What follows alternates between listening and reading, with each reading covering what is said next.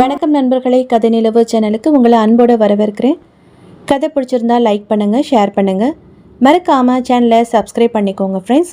Hype அப்படின்ற ஆப்ஷனை click பண்ணி அதில் உங்களுடைய பாயிண்ட்ஸை எனக்கு கொடுக்கலாம். என்னுடைய இன்னொரு சேனலான கதை நிலவு டாக்கீஸில் கோஸ்ட் ஷார்ட் ஸ்டோரிஸ், க்ரீப்பி பாஸ்டா ஸ்டோரிஸ், அர்பன் லெஜெண்ட் ஸ்டோரிஸ் இது மாதிரி பதிவிட்டுருக்கேன். அதுக்கும் உங்களுடைய சப்போர்ட்டை கொடுக்கணுமா கேட்டுக்கிறேன். அந்த சேனலுடைய லிங்க்கை டிஸ்கிரிப்ஷன் பாக்ஸ்லேயும் கமெண்ட் செக்ஷன்லேயும் கொடுக்குறேன். மறக்காமல் அந்த சேனலையும் சப்ஸ்கிரைப் பண்ணி வச்சுக்கோங்க. உங்களுடைய ஒவ்வொரு லைக்ஸும் கமெண்ட்ஸும் என்னை அடுத்தடுத்து நிறைய கதைகளை எழுத தூண்டும்னு உங்களுக்கு நல்லாவே தெரியும். சப்போர்ட் பண்ணுங்கள் ஃப்ரெண்ட்ஸ். வாங்க இப்போது கதைக்குள்ளே போகலாம்.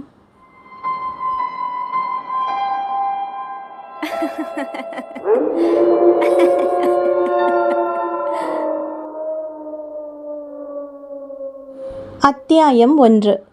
மதுரை. மாட்டுத்தாவணி பஸ் ஸ்டாண்ட் செல்லும் பேருந்து வந்துவிட்டது. பஸ் ஸ்டாப்பில் நின்று கொண்டு வழிமேல் விழி வைத்தபடி பேருந்து வரும் பாதையை பார்த்து கொண்டிருந்த ரஞ்சிதா கல்லூரி புஸ்தகங்களை சுமந்தபடி ஓடி சென்று பஸ்ஸில் ஏறினாள். அப்பாடா, பஸ்ஸில் இடம் இருந்தது. டக்கென சென்று சீட்டில் போய் உட்கார்ந்து கொண்டாள். அவள் ஏறியது குரு தியேட்டர் அருகில். அங்கே நிறைய தெருக்கள் குறுகல் குறுகலாய் நீளவாக்கில் அமைந்திருந்தன. அதில் ஒன்றில்தான் அவளுடைய வீடு. தனியான வாடகை வீடு. நிறைய பஜ்ஜி கடைகள், பால் சென்டர், டிபார்ட்மெண்டல் ஸ்டோர்ஸ், பழக்கடைகள், மருந்து கடை எல்லாம் முன்னாடியே அமைந்திருந்தன. ஒரு பூங்கா கூட உண்டு. 10 நிமிட பயணத்தில் ஏபிசி ஹாஸ்பிட்டல் உள்ளது. ஏதேனும் எமர்ஜென்சி, தலைவலி, காய்ச்சல் என்றால் அங்கே சென்று விடலாம். எந்நேரமும் மருத்துவமனை திறந்திருக்கும்.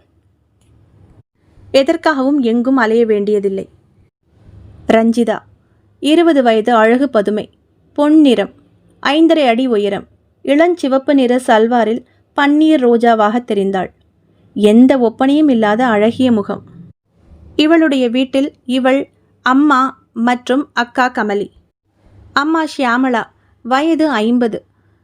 20 திருமணமாகி 30 வயதில் கணவனை பறிகொடுத்தவள். மூத்தவள் கமலி பிறந்தது ஷியாமளாவின் 24வது வயதில். அவளுக்கு 5 வருடங்கள் கழித்து பிறந்தவள் ரஞ்சிதா.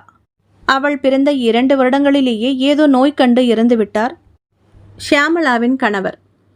BA தமிழ் லிட்ரேச்சர் படித்திருந்த ஷியாமளா அவருடைய இழப்பை தாங்கிக் கொண்டு ஒரு தனியார் பள்ளிக்கூடத்தில் வேலைக்கு சென்று பெண்களை காப்பாற்றி வருகிறார். கமலி MSc பாட்டனி முடித்துவிட்டு ஒரு கல்லூரியில் லெக்சரராக இருக்கிறாள். வேலைக்கு சேர்ந்து 5 வருடங்கள் ஆகிறது. ரஞ்சிதா மாட்டுத்தாவணியை தாண்டிய ஒரு பெண்கள் கல்லூரியில் BSc கம்ப்யூட்டர் சயின்ஸ் படிக்கிறாள். 1 வருடம் ஆகிறது. கமலியைப் போலவே ரஞ்சிதாவும் படிப்பில் படுசுட்டி.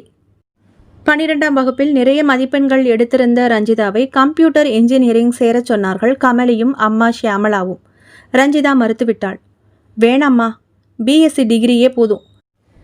இன்ஜினியரிங் படிக்கிற காசில் BSc முடித்து ஒரு மேனேஜ்மெண்ட் கோர்ஸ் முடித்தா எந்த கம்பெனிலையும் ஜாப் கிடைக்கும். எல்லாரும் இன்ஜினியர், அதுவும் கம்ப்யூட்டர் சயின்ஸுன்னு போய் விழுந்து அதுக்குன்னு மதிப்பே இல்லை. இப்போது 500க்கு 498ன்னு எடுத்தால் கூட அந்த மார்க்குக்கு கேம்பஸில் ஏகப்பட்ட காம்படிஷன். 10 வருஷம் சக்கையாக பிழிஞ்சு வேலை வாங்குவான் கார்ப்பரேட்காரன். அதுக்கப்புறம் ஆள் குறைக்கிறேன்னு கருவேப்பிலையை தூக்கி எறிகிற மாதிரி எரிஞ்சிடுவான். இப்போ கூட முக்கியமான அந்த சாஃப்ட்வேர் கம்பெனியில் கொத்தா 30,000 பேருக்கும் மேலேயே ஆட்களை தூக்கி எரிஞ்சிட்டாங்கன்னு நியூஸ்லலாம் பார்த்தோமே. அவ்வளோ பேரும் 15 வருஷம் சர்வீஸ் பார்த்தவங்க. அதுக்குள்ளே நம்ம சொத்து சேர்த்துக்கணும், EMI கட்டணும், நம்ம லைஃப் ஸ்டைலையே மாற்றிக்கணும், வேறு ஏதாவது சைட் பிஸ்னஸும் பண்ணியிருக்கணும். எப்போ எவனை தூக்குவாங்கன்னு தெரியாமல் வேலை, ப்ரமோஷன்னு உயிரை கொடுத்து வேலை செய்யணும். வேண்டாமா என்று ஒரு நீண்ட லெக்சரை கொடுத்து விட்டாள். இவர்களுக்கும் அவள் சொல்வது சரி எனப்பட்டது. ஷியாமளாவின் கூட வேலை பார்த்த ஒரு வாத்தியாரின் மகனும் இப்படித்தான். சாஃப்ட்வேர் கம்பெனியில் சேர்ந்து 10 வருடங்கள் அவர்கள் வாழ்க்கை தரமே மாறியது. வெளிநாட்டுக்கெல்லாம் சென்றான். மாத வருமானம் கிட்டத்தட்ட 7-8 லட்சம் வரை வந்தது. வீடு, கார், நிலம் என வாங்கி குவித்தனர். வேலையை விட்டுடுங்கப்பா என மகன் வற்புறுத்தியதும் வேலையை விட்டுவிட்டு மகனுடன் US சென்று விட்டார். ஹந்தோ 10 வருடங்கள் பார்த்த வேலை அமெரிக்காவின் ஒரே ஒரு சட்ட கொள்கையால் பறிபோனது. மனம் வெறுத்து போன மகன் மீண்டும் திரும்பி தாயகம் வந்து வாங்கி போட்ட நிலத்தில் விவசாயம் செய்ய ஆரம்பித்து இப்பொழுது முழு நேர விவசாயியாகவே மாறிவிட்டான். அவனுடைய இயற்கை உர காய்கறிகளுக்கு மார்க்கெட்டில் நல்ல கிராக்கி. அவர்கள் இப்பொழுது இருப்பது பெங்களூரில். இப்பொழுதுதான் நிம்மதியாக இருக்கேன் ஆண்டி என்றான் ஒரு நாள் இவளை பார்க்க வந்திருந்தவன். அவன்தான் கமலியை பிஎஸ்சி பாட்னி எடு கமலி என்றவன். இல்லைன்னா ஹார்டிகல்ச்சர் எடு, அதுதான் எப்போவுமே நம்பர் 1 இருக்கும். நம்ம நாட்டுக்கு மட்டும் இல்லை, உலகத்துக்கே அக்ரிகல்ச்சரும் ஹார்டிகல்ச்சரும் தான் தேவை. அதுக்கு தேவையான மற்ற வளங்கள் பற்றின படிப்பு இதெல்லாம் தான் தேவை. திடீர்னு எலக்ட்ரானிக் சமாச்சாரங்கள், கேஜெட்ஸ் எல்லாமே செயலிழந்து போனால் கூட இந்த 2 படிப்பும் எப்பவும் உயிர் போட இருக்கும். மண் வளம் அதுதான் இப்போ தேவை நமக்கு. அது சம்பந்தமாக படி என சொல்லிவிட்டு சென்று விட்டான் அந்த பையன். 38 வயதுக்கு இன்னும் திருமணம் ஆகவில்லை.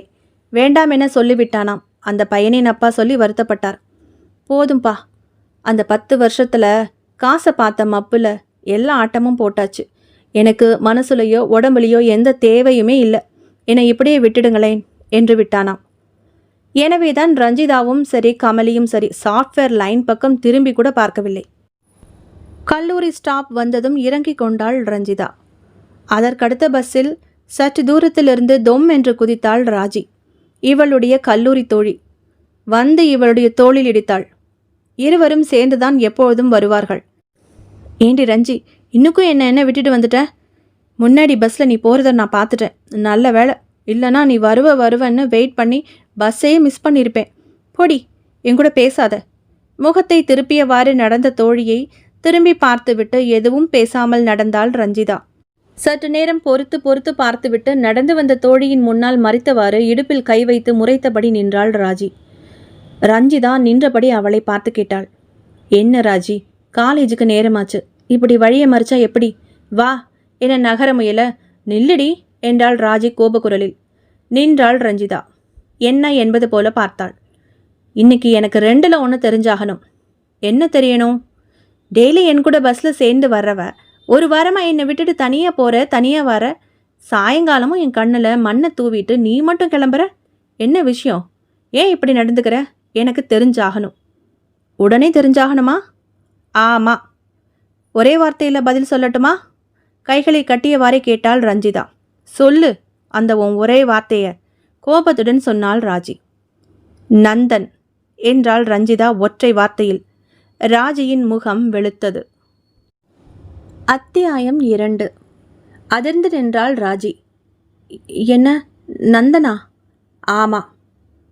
அவருக்கும் நீ தினமும் என் கூட காலேஜ் வர்றதுக்கும் என்ன சம்பந்தம் என்றாள்.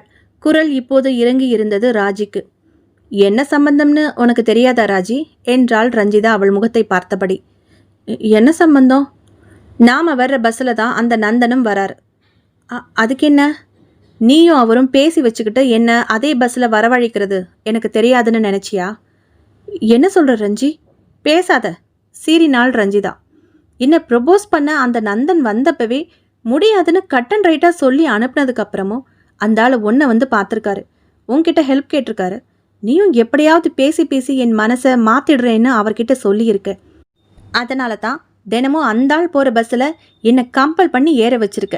இதுக்கு பேர் என்ன தெரியுமா என்றாள் கோபத்துடன் ரஞ்சிதா. ராஜி முழித்தாள். இதெல்லாம் உனக்கு யாரு சொன்னாங்க? யாரோ சொன்னாங்க. உன்னை மாதிரி ஒருத்தி இருந்தா என் நல்லது நினைக்கிறவ இன்னொருத்தி இருக்க மாட்டாளா என்ன? ரஞ்சிதா இப்படி சொல்லவும் ராஜி சிலிர்த்தாள். அப்படி என்னடி நான் உனக்கு கெடுதல் பண்ணேன்? வேற எப்படி உனக்கு நல்லது பண்ணா? அந்த ஷர்மிளா நாய் தானே, எனக்கு தெரியும். அவளுக்கு நம்ம 2 பேரும் ஃப்ரெண்ட்ஸாக இருக்கிறது பிடிக்கல, அதான் உங்ககிட்ட போட்டு விட்டுருக்கா. சரி, நான் உங்ககிட்ட நேரடியாகவே கேட்குறேனே, உனக்கு ஏன் அந்த நந்தனை பிடிக்கல? நல்ல அழகா லட்சணமாக இருக்கார், பேங்க்கில் மேனேஜராகவும் இருக்கார், நல்ல குணமாக தெரிகிறாரு. ஏன் அவரை ப்ரொப்போஸில் நீ ஏன் ஏற்றுக்கல? அவர் கேரளா மலையாளிங்கிறதுக்காகவா? அதுதான் அவர் நல்லா தமிழ் பேசுகிறாரே. ராஜி பொறுமையபடி கேட்டாள். ரஞ்சிதா பாய்ந்தாள். ஏன் ஏற்றுக்கணும்? யாரோ ஒருத்தர் பஸ் ஸ்டாப்பில் 1 மாதம் பார்த்துட்டு உடனே ஒரு ரோஸை கொண்டாந்து கொடுத்தா லவ் யூன்னு சொன்னால் நான் ஏற்றுக்கணுமா? ஆள் அழகாக இருந்தால் அப்படியே மயங்கி சொத்துன்னு காலடியில் விழுந்துடணுமா? இல்லை தெரியாமல் தான் கேட்குறேன். இவ்வளோ வக்காலத்து வாங்குறியே, அன்னைக்கு நம்ம சீனியர் ராகேஷ் உன்கிட்ட லவ் லெட்டர் கொடுத்தப்போ வேண்டான்னு மறுத்து இன்சல்ட் பண்ணியே, என்னை மட்டும் ஏன் வேண்டாங்கிறேன்னு இப்போ கேட்குற? அவன் விஷயம் வேற. அவன் ஒரு பொறுக்கி, பார்க்குற பொண்ணுங்களுக்கெல்லாம் ரூட் விடுறவன். ஆனால் இந்த நந்தன் அப்படி இல்லை. அது எப்படி அவ்வளோ நிச்சயமாக சொல்கிற? ஒருத்தரை பார்த்துட்டாலே அவன் எப்படிப்பட்டவனை தெரிஞ்சிடுமா? அப்படி இல்லை ரஞ்சிதா என ஏதோ சொல்ல முயன்றவளை கையமர்த்தினாள் ரஞ்சிதா. ஸ்டாப் இட் ராஜி, இதை பற்றி இதுக்கு மேலே பேசாத. முடிவா அந்த ஆள் கிட்ட சொல்லிடு. இனிமே என் பின்னாடி சுத்த வேண்டாம்னு. நான் படிப்பை முடிக்கணும். அம்மா அக்கா இவங்களோட குடும்ப பாரத்தை நான் குறைக்கணும். நல்ல மேனேஜ்மெண்ட்டில் ஒர்க் பண்ணணும். அதுக்கப்புறம் தான் நான் கல்யாணத்தை, நல்லா கேட்டுக்கோ, கல்யாணத்தை பற்றி யோசிக்கணும். கல்யாணமே அப்புறம்தாங்கிறேன். அப்புறம் இந்த காதலை பற்றி மட்டும் எனக்கு என்ன அக்கறை? வெறும் உடம்பு கவர்ச்சியில் வர்ற இந்த அமெச்சூர் காதலையெல்லாம் நம்பி நான் வாழ்க்கையில் ஏமாற தயாராக இல்லை. என் அக்காவுக்கு ஒரு நல்ல வாழ்க்கையை அமைச்சு அவங்க சந்தோஷமாக இருக்கணும். அம்மாவை விட அக்கா தான் எனக்கு அதிக நாள் தாயாக இருந்து என்னை வளர்த்துருக்கா. அம்மா ட்ரைனிங், வேலை, உடம்பு சரியில்லை அப்படின்னு இருந்த சமயம்லாம் அக்கா தான் எனக்கு தாயாக இருந்து பார்த்துக்கிட்டு இருந்திருக்கா. 27 வயசாக போகுது அவளுக்கு. இன்னமும் என் படிப்பு முடிஞ்சு எனக்கு ஒரு நல்ல லைஃப் அமைஞ்சதுக்கு அப்புறம்தான் தன்னுடைய கல்யாணம் குடும்பம்னு யோசிச்சுட்ருக்கா. அவளுக்கு முன்னாடி நான் இந்த மாதிரி அலைஞ்சா அது நான் அவளுக்கு பண்ணுற துரோகம். இனிமேல் இதை பற்றி என்கிட்ட நீ பேசுகிறதா இருந்தா நம்ம நட்பை இதோட முறிச்சிக்க வேண்டியிருக்கும் சொல்லிவிட்டு வேகமாக நடந்து சென்று விட்டாள் ரஞ்சிதா. வியர்த்த முகத்துடன் நின்றிருந்த ராஜி திரும்பியவள் அதிர்ந்தாள். சற்று தள்ளி ஒரு மரத்தின் அருகே சாய்ந்து நின்றிருந்தான் நந்தன் அவர்களை பார்த்தபடி. அத்தியாயம் 3. மாலை 4:30. தன்னுடைய கல்லூரியிலிருந்து ஸ்டாஃப்களுக்கான பார்க்கிங் பகுதிக்கு வந்தாள் கமலி. மாநிறத்துக்கும் சற்று குறைவான நிறம், திருத்தமான முகம், ரஞ்சிதாவின் சாயல் இருந்தது. கட்டியிருந்த மொடமொடப்பான காட்டன் புடவையும் உயர்த்தி கட்டிய கொண்டையும் அவளுக்கு மரியாதையை தந்து வயதை சற்று கூடுதலாக காட்டியது.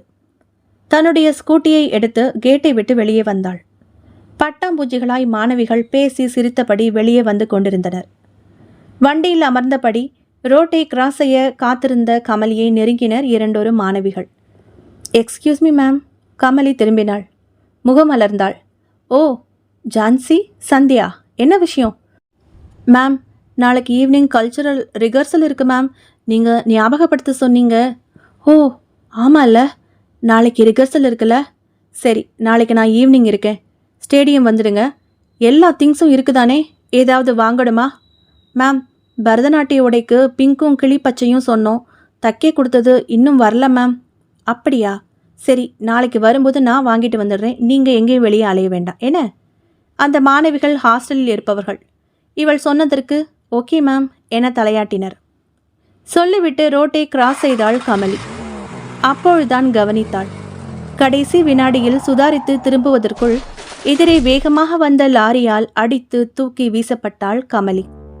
ரோட்டில் விழுந்து மண்டை உடைந்தது. கண்ணிமைக்கும் நேரத்தில் எல்லாமே நடந்து முடிந்துவிட்டது. ஆம்புலன்ஸ் வந்து கமலியை ஏற்றிக்கொண்டு எமர்ஜென்சி வார்டை நெருங்கும் பொழுதே மருத்துவருக்கு தெரிந்துவிட்டது கமலியின் உடலில் உயிர் இல்லை என்பதை. அத்தியாயம் 4. ஹாலில் அக்கா கமலியின் பெரிய புகைப்படம் அதற்கு மாலையிடப்பட்டு ஊதுபத்தி புகைந்து கொண்டிருந்தது. அதன் முன் டேபிளில் தலை சாய்த்து படுத்திருந்தாள் ரஞ்சிதா. கன்னத்தில் கண்ணீர் கோடுகள் காய்ந்து போயிருந்தன. சுவரோரமாய் அம்மா ஷியாமளா தலையை சாய்த்து உட்கார்ந்திருந்தாள். ஷியாமளா, குரல் கொடுத்தவாறு வீட்டினுள் நுழைந்தாள் பக்கத்து வீட்டு அம்மாள் ராமலட்சுமி. அவள் கையில் உணவு பாத்திரங்கள் வைக்கப்பட்டிருந்த சாப்பாட்டு கூடை. இவர்கள் இருவரையும் ஒரு பார்வை பார்த்துவிட்டு தரையில் உட்கார்ந்திருந்த ஷியாமளாவின் அருகில் வந்து அமர்ந்தாள். வா ராமலட்சுமி, கம்மலான குரலில் சொல்லியபடியே நிமிர்ந்து உட்கார்ந்தாள் ஷியாமளா. முகம் ஏகத்துக்கும் வாடி போயிருந்தது. அவளை பார்த்துவிட்டு கேட்டாள் ராமலட்சுமி. என்ன ஷியாமளா, 10 நாளைக்கு மேலாச்சு. நடக்கக்கூடாது நடந்துருச்சு. இன்னும் அதுலேருந்து வெளியில் வரலன்னா எப்படி? அங்கே பாரு. டேபிளில் தலை சாய்த்து கமலியின் படத்தையே பார்த்து கொண்டிருந்த ரஞ்சிதாவை சுட்டி காண்பித்தாள். அவளும் இப்படித்தான், ஒன்றும் சாப்பிடாம தூங்காம கிடக்கிறா. இப்படி இருந்தா எப்படிமா? அவளுக்கு எல்லாமே கமலி தான். கமலி அவளுக்கு இன்னொரு தாய் மாதிரி. உனக்கு தான் தெரியுமே, அடிக்கடி உடம்புக்கு வந்து நான் படுத்துக்கிடுவேன். அப்போல்லாம் கமலி தான் சின்னவளான ரஞ்சிதாவை சாப்பிட வச்சு குளிக்க வச்சு தூங்க பண்ணி ஸ்கூலுக்கு ரெடி பண்ணுறதுன்னு சகலத்தையும் பார்த்துக்குவா. வளர்ந்தும் அப்படித்தான். கமலம்மான்னு தான் ரஞ்சி அக்காவை ரொம்ப செல்லமாக கூப்பிடுவா. அப்படிப்பட்ட அக்காவை அந்த கோர விபத்து கொண்டுட்டு போயிட்டுது. தாங்க முடியல அவளால். அவளை தேற்ற போனால் என்னால் முடியல, உடஞ்சி போயிடுறேன். விசும்பலுடன் ஆரம்பித்து அழுகையில் முடித்தாள் ஷியாமளா. அதை கேட்டபடியே டேபிளில் தலை சாய்த்திருந்த ரஞ்சிதாவின் கண்களில் மீண்டும் புதிதாக குபுக்கென கண்ணீர் பிரவாகம் ஓட ஆரம்பித்தது. அக்கா, என் அக்கா, அவ்வளவு அவசரமாய் போய்விட்டாயே, சாகும் வயதா உனக்கு? மனதிற்குள்ளேயே விசும்பியபடியே கமலியின் புகைப்படத்தை பார்த்து கொண்டிருந்த ரஞ்சிதா திடுமென நிமிர்ந்தாள். தான் பார்ப்பது கனவா நிஜமா? கண்களை கசக்கி விட்டு கொண்டு பார்த்தாள். கனவில்லை, நிஜம்தான். சட்டமிட்டு மாட்டப்பட்டிருந்த புகைப்படத்தில் கமலியின் முகத்தில் அவளது இரு கண்களும் சிமிட்டிக் கொண்டிருந்தன. உறைந்து போனாள் ரஞ்சிதா அதை பார்த்து. அத்தியாயம் 5. கமலி இருந்து இன்றோடு 2 மாதங்கள் ஓடிவிட்டன. அன்று புகைப்படத்தில் கமலியின் கண்கள் சிமிட்டுவதை பார்த்து முதலில் பயந்தவள் பின்பு தெளிந்து விட்டாள். அது முப்பரிமாண புகைப்படம். நாம் பார்க்கும் கோணத்தை மாற்றினால் உருவம் கண் சிமிட்டுவதைப் போல நம்மை திரும்பி பார்ப்பது போல என தோன்றும். இது புரிந்ததும் பயம் தெளிந்தாள். ஒருவாறாக கமலியின் இழப்பிலிருந்து ஷியாமளாவும் ரஞ்சிதாவும் மீண்டனர். ஷியாமளா பள்ளிக்கும் ரஞ்சிதா கல்லூரிக்கும் செல்ல ஆரம்பித்தனர். கமலியின் இறப்பிற்கு அவளுடைய கல்லூரியிலிருந்து நிறைய மாணவ மாணவிகள் வந்திருந்தனர். பேராசிரியர்கள் கூட நிறைய பேர் திரளாக வந்திருந்தனர். அதில் பேராசிரியர் ஒருவரும் இருந்தார். அவர் பேர் சைத்ரன், வேதியியல் பேராசிரியர். சைத்ரனுக்கு 38 வயது. திருமணமாகி விவாகரத்தானவர். அமைதியான டைப். படிப்பு, ஆராய்ச்சி, அது இது என நிறைய நேரம் செலவழிப்பவர். கமலி அவருக்கு ஒரு நல்ல தோழியாக இருந்தவள். கமலியின் மனதில் எப்படியோ, ஆனால் சைத்ரன் கமலியை மனதில் ஒரு மூலையில் நேசித்தார். கமலிக்கும் அவர் மேல் மெல்ல ஒரு அபிப்பிராயம் ஏற்பட ஆரம்பித்த சமயம்தான் அந்த விபத்து ஏற்பட்டு அவள் ஒரேடியாக சென்று விட்டாள். கடைசி வரை எல்லா காரியங்களுக்கும் உடனிருந்தார் சைத்ரன். என்ன உதவி வேண்டுமென்றாலும் தன்னிடம் தயங்காமல் கேட்கும்படி சொல்லிவிட்டு சென்றிருந்தார் அவர். ஷியாமளாவுக்கும் ஓரளவு கமலியின் மனம் புரிய ஆரம்பித்திருந்தது. கமலியின் பேச்சுக்களிலிருந்து சைத்ரனின் பக்கம் அவள் மனம் சாய ஆரம்பித்து விட்டது என புரிந்து கொண்டிருந்தாள் ஷியாமளா. கூடிய சீக்கிரம் இந்த நட்பு திருமணத்தில் முடிய வேண்டும் என அவள் நினைத்த வேளையில்தான் விதி விளையாடிவிட்டது. சைத்ரன் சொன்னதற்கு வெறுமனே கண்ணீருடன் தலையசைத்தாள் ஷியாமளா. இன்னும் சிறிது காலம் கழிந்திருந்தால் சைத்ரன் தன் மருமகனாக கூட ஆகியிருக்கக்கூடும். எல்லாம் தலைவிதி. விதியை நொந்து கொண்ட ஷியாமளா ரஞ்சிதாவை பார்த்து மனம் தேர ஆரம்பித்திருந்தாள். இப்படி இருக்க ரஞ்சிதாவின் நிலைமை வேறு மாதிரி மாற ஆரம்பித்தது. அமானுஷ்யமான சில விஷயங்கள் அவளை சுற்றி நடக்க ஆரம்பித்தன. இரவில் அவளுடைய அறையில் கட்டிலில் தன்னுடன் வேறு யாரோ படுத்து உறங்குவதை மெலிதாக கேட்கும் மூச்சு சப்தத்தில் உணர ஆரம்பித்திருந்தாள் ரஞ்சிதா. முதலில் அதை அவள் பெரிதாக எடுத்துக்கொள்ளவில்லை. ஆனால் நாட்கள் செல்ல செல்ல அந்த அறையில் தான் மட்டும் தனியாக இல்லை என்பதை புரிந்து கொண்டாள். உயிருடன் இருக்கும் வரை அது கமலியினுடைய அறையும் கூட. கமலியினுடைய தலையணை, அவளுக்கு பிடித்த பெட்ஷீட், படுக்கை விரிப்புகள், அவளுடைய புடவைகள் இன்னமும் அவளுடைய கப்போர்டுக்குள் அப்படியே இருந்தன. இருவருக்கும் தனித்தனியே அலமாரிகள் இருந்தன. அந்த வாடகை வீட்டில் சற்று பெரிய அறையை மகள்களுக்கு என தந்துவிட்டாள் ஷியாமளா. சற்று சிறிய பெட்ரூம் ஷியாமளாவினுடையது. ஒரு ஹால், ஒரு கிச்சன், சிறிய பூஜை அறை. ஆனால் அதில் எந்த சுவாமி படங்களும் இல்லை. கணவன் இருந்த பிறகு கடவுளின் மேல் இருந்த நம்பிக்கை கொஞ்சம் கொஞ்சமாக குறைந்து குழந்தைகளை வளர்க்க சமூகத்தில் தான் சந்தித்த இன்னல்களால் சுத்தமாக இறை நம்பிக்கையை கைவிட்டு விட்டாள் ஷியாமளா. தாயை பார்த்து வளர்ந்த கமலியும் கிட்டத்தட்ட அப்படியே. ரஞ்சிதா சற்று மிதமான இறை நம்பிக்கை உடையவள். காரணம், அவள் படித்திருந்த பள்ளிக்கூடம் அப்படி. மதம் எதுவாயினும் வலுவான இறை நம்பிக்கை அவசியம் என போதித்திருந்தனர் அந்த பள்ளியில். அவள் பள்ளியில் சில கடவுள் பாடல்களை மேடையிலும் வாரந்தோறும் இவள் பாடுவாள்.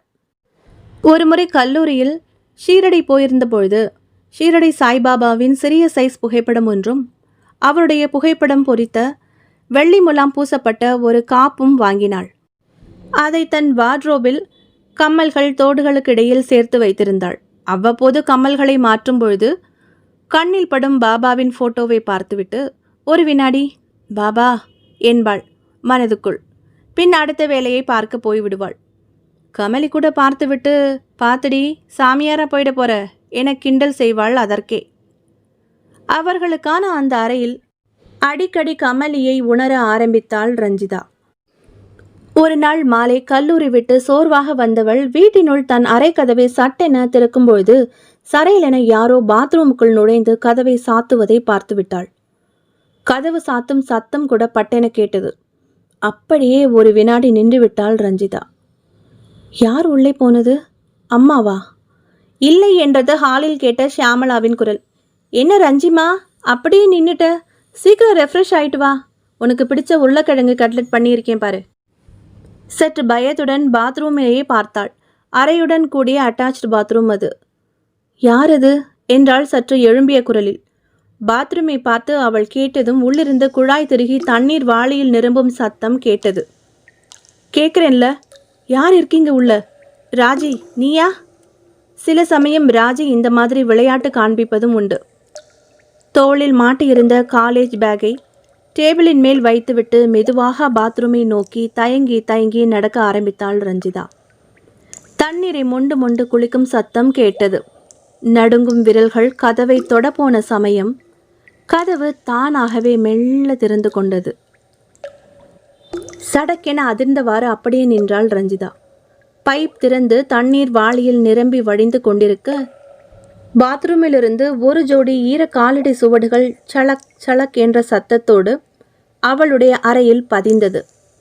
பாத்ரூமில் கமலி பயன்படுத்தும் சோப் ஈரமாக இருந்தது. அறைக்குள் கமலி உபயோகிக்கும் ரோஜா சோப்பின் அந்த மனம் நிரம்பியிருந்தது. இமைக்கவும் மருந்து பார்த்து கொண்டு நின்றிருந்தாள் ரஞ்சிதா. அந்த காலடி தடங்கள் போனது கமலியின் அலமாரியை நோக்கி. அதை நெருங்கியதுமே அலமாரி யாரோ திறந்த தினசில் மெதுவாக கிரீச் என்ற சத்தத்துடன் திறந்து கொண்டது. மறு வினாடியே அம்மா என்ற அலறலுடன் கதவை திறந்து கொண்டு புயலென ஹாலுக்கு ஓடி வந்த ரஞ்சிதா அப்படியே மயங்கி கீழே சரிந்தாள். அத்தியாயம் 6. தன்னுடைய அறையில் போர்த்தி படுத்திருந்தாள் ரஞ்சிதா. அவள் அருகில் அம்மா ஷியாமளாவும் படுத்திருந்தாள். அன்று ரஞ்சிதா எதையோ பார்த்து பயந்த தினசில் ஓடி வந்து மயங்கி விழுந்ததும் அவளை தண்ணீர் தெளித்து மயக்கம் தெளிவித்து எழுப்பி பதட்டத்துடன் விசாரித்தவள் மகள் சொன்னதை கேட்டு சிரித்தும் விட்டாள். ரஞ்சிதா வற்புறுத்தவும் எழுந்து அறைக்கு வந்து பார்த்தாள். பாத்ரூமில் குளித்த ஈரம் இல்லை, வாளியில் நீர் இல்லை, அறையில் காலடி சுவடுகள் எதுவும் இல்லை. அலமாரி திறக்கவே இல்லை. பின்னால் தயங்கி தயங்கி வந்த மகளை பார்த்து சிரித்தபடி அவள் தலையில் செல்லமாக கொட்டினாள் ஷியாமளா. பாரு ரஞ்சி, எல்லாம் உன் பிரம்மதான். எனக்கு கூட உங்கள் அப்பா போனதுக்கப்புறம் ரொம்ப நாள் இப்படித்தான் இருந்துச்சு. கூடவே இருக்கிற மாதிரி, இருமுறை மாதிரி, அவர் சிகரெட் வாசனை, சோப்பு வாசனை, என் பேர் சொல்லி கூப்பிடுற மாதிரி, இப்படி எல்லாமே கிட்டத்தட்ட பைத்தியம் மாதிரி ஆனேன். அப்புறம்தான் அதெல்லாம் நம்ம கற்பனை, அவர் மேலே நான் வச்ச அன்போட வெளிப்பாடுன்னு கூடவே இருக்கிற ஒருத்தர் திடீர்னு இல்லாத போனால் இப்படித்தான் இருக்கும்ன்றது புரிஞ்சுது. எனக்கு கூட தான் கமலி கிச்சனுக்குள்ள அடுப்பு மேடைக்கிட்ட உட்கார்ந்து என்கிட்ட பேசுறது மாதிரியெல்லாம் இருக்கும். அதுக்காக கொஞ்ச நாள் அதெல்லாம் மறைஞ்சிடுமா? அம்மா சொல்வதை பயத்துடன் கேட்டிருந்து விட்டு ஒரு வாரம் சமாதானமானாள் ரஞ்சிதா. ஆனாலும் அம்மாவை தன்னுடன் கூட படுத்து கொள்ளும்படி வற்புறுத்தியதால் இரவு அவளுடைய அறையிலேயே படுக்க ஆரம்பித்தாள் ஷியாமளா. 3 நாட்கள் இப்படியே எந்த மாற்றமும் இன்றி போனது. 4ஆம் நாள் இரவு தூக்கத்திலிருந்த ஷியாமளா ஏதோ சத்தம் கேட்டு விழித்து கொண்டாள். அறைக்குள் ஒரே இருட்டு. பக்கத்தில் தடவி பார்த்தாள். ரஞ்சிதா படுத்திருந்த இடம் காலியாக இருந்தது. பக்கென்றது. எங்கே போனாள் இந்த பெண்? பாத்ரூம் இருக்கா? பாத்ரூம் அறை இருட்டாக இருந்தது. அவள் இல்லை. எங்கே ரஞ்சிதா? தண்ணீர் குடிக்க போயிருக்காளா? ஹாலில் எங்கும் லைட் எரியவில்லை. அப்பொழுது ஏதோ பேச்சு குரல்கள் கேட்டது. எங்கே பேசுறாங்க? யாரோடது? அதில் ஒரு குரல் ரஞ்சிதாவினுடையது. வெளியில் வாசலில் இருந்து கேட்டது. பக் என்றது ஷியாமளாவுக்கு. வெளியே யாரோடு பேசுகிறாள்? பூனை நடை நடந்து பாதி சாத்தி இருந்த வாசல் கதவை நெருங்கினாள். இப்பொழுது ரஞ்சிதாவின் குரல் சற்று தெளிவாகவே ஆனால் அமுங்கிய தினசில் கேட்டது. இல்லக்கா, நான் பயப்படல. உன்கிட்ட எனக்கு என்ன பயம்? கொஞ்சம் உதறலா இருந்தது. இப்போ இல்லை. சொல்ல மாட்டேங்க்கா, யார்கிட்டையும் சொல்ல மாட்டேன், ப்ராமிஸ். என்ன இது? அக்காவா? இந்த பெண் யாரிடம் பேசிக் கொண்டிருக்கிறாள்? பயமும் கலவரமும் பரவிய தினசில் மெதுவாக வாசல் கதவை திறந்தாள் ஷியாமளா. வானத்தில் நிலவின் அரைகுறை வெளிச்சத்தில் வாசல் படிக்கட்டில் ரஞ்சிதா தெரிந்தாள். கதவு திறக்கும் சத்தம் கேட்டதும் டக்கென திரும்பி பார்த்தாள். ரஞ்சி, என்னடி இது? யார்கிட்டடி பேசிட்டு இருக்க? பயம் மற்றும் பதட்டத்துடன் அவள் அருகே திரும்பி பார்த்த ஷியாமளாவுக்கு பயத்தில் நெஞ்சை அடைத்து கொண்டது.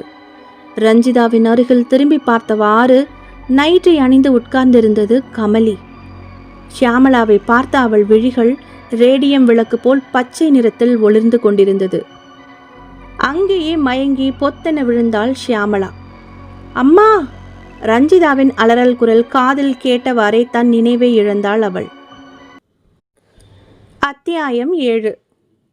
ஆஸ்பத்திரியில் கட்டிலில் ஷியாமளா, அவள் அருகே அழுத விழிகளுடன் ரஞ்சிதா, அருகில் தோழி ராஜி, மறுபக்கத்தில் பேராசிரியர் சைத்ரன், அவர் முகத்தில் யோசனை. ஷியாமளா திரும்பி ராஜியை பார்த்தாள். ராஜி, நீ கொஞ்சம் ரஞ்சிதாவை கூப்பிட்டுக்கிட்டு வெளியேறம்மா, நான் சார்கிட்ட கொஞ்சம் பேசணும் என்றதும், சரிங்க ஆண்டி என்ற ராஜி வாடி என ரஞ்சிதாவை கையை பிடித்து அழைத்து கொண்டு வெளியில் சென்றாள். அறைக்கு வெளியே போடப்பட்டிருந்த நீள பெஞ்சில் உட்கார்ந்தனர் இருவரும். ரஞ்சி! எங்கோ பார்த்தவாறு வெறித்து அமர்ந்திருந்த ரஞ்சிதாவை உசுப்பினாள் ராஜி. அம்மாவுக்கு திடீர்னு ஹார்ட் அட்டாக் வந்திருக்கு. ஏன்? நல்லா தானே இருந்தாங்க. மைல்டு அட்டாக் அப்படிங்கிறதால பயம் இல்லைன்னு டாக்டர் சொல்லிட்டாங்க. அம்மாவை ரெஸ்ட் எடுக்க சொல்லியிருக்காரு. எந்த மன உளைச்சலும் இருக்கக்கூடாதுன்னு சொல்லியிருக்காங்கப்பா. வா, என்னடி ஊங்குற? சுரத்தே இல்லை. எப்போ பாரு எங்கேயோ பார்த்துக்கிட்டு இருக்க. என்னடி ஆச்சு உனக்கு? அக்கா இழப்புலேருந்து ஒரு வாரம் தேறி வந்தியே, திடீர்னு என்ன இப்படி இருக்க? நீ தானே அம்மாவை பார்த்துக்கணும். இனிமே உன்னை விட்டா யார் இருக்கா அவங்களுக்கு? ரஞ்சிதா திரும்பி ராஜியை ஏறிட்டாள். அதான் எனக்கு கவலையே. என்ன கவலையே? எனக்கு அப்புறம் யாரை அம்மாவை பார்த்துக்கிறதுன்றதான். ராஜி திகைத்தாள். பின் கோபத்துடன் கேட்டாள், என்னடி பேத்தல் இது? எனக்கு அப்புறம்னா என்ன அர்த்தம்? ரஞ்சிதா எதுவும் பேசாமல் எழுந்து ஆஸ்பத்திரி படிகளில் இறங்க ஆரம்பித்தாள். ராஜி ஒன்றும் புரியாமல் அங்கேயே உட்கார்ந்திருந்தாள். அதே நேரம் உள்ளே சைத்ரன் வியப்பு கலந்த குரலில் கேட்டுக்கொண்டிருந்தார். என்ன சொல்றீங்கம்மா? நீங்க கமலியை பார்த்தீங்களா? ஆமாங்க தம்பி. ரஞ்சிதா என்கிட்ட முன்னரையே சொல்லிக்கிட்டு தான் இருந்தா, அம்மா நம்மளை அக்கா சுற்றி சுற்றி வர்றாமான்னு. எனக்கும் கூட அந்த சந்தேகம் இருந்தது. கமலி ஒரு மூலையில் நின்றுக்கிட்டு பார்க்குற மாதிரி, அம்மா அம்மான்னு கூப்பிடுற மாதிரி எனக்கும் பட்டுச்சு. சொன்னா ரஞ்சிதா பயந்துருவாளேன்னு தான் நான் அவகிட்ட எதுவும் காண்பிச்சுக்கல.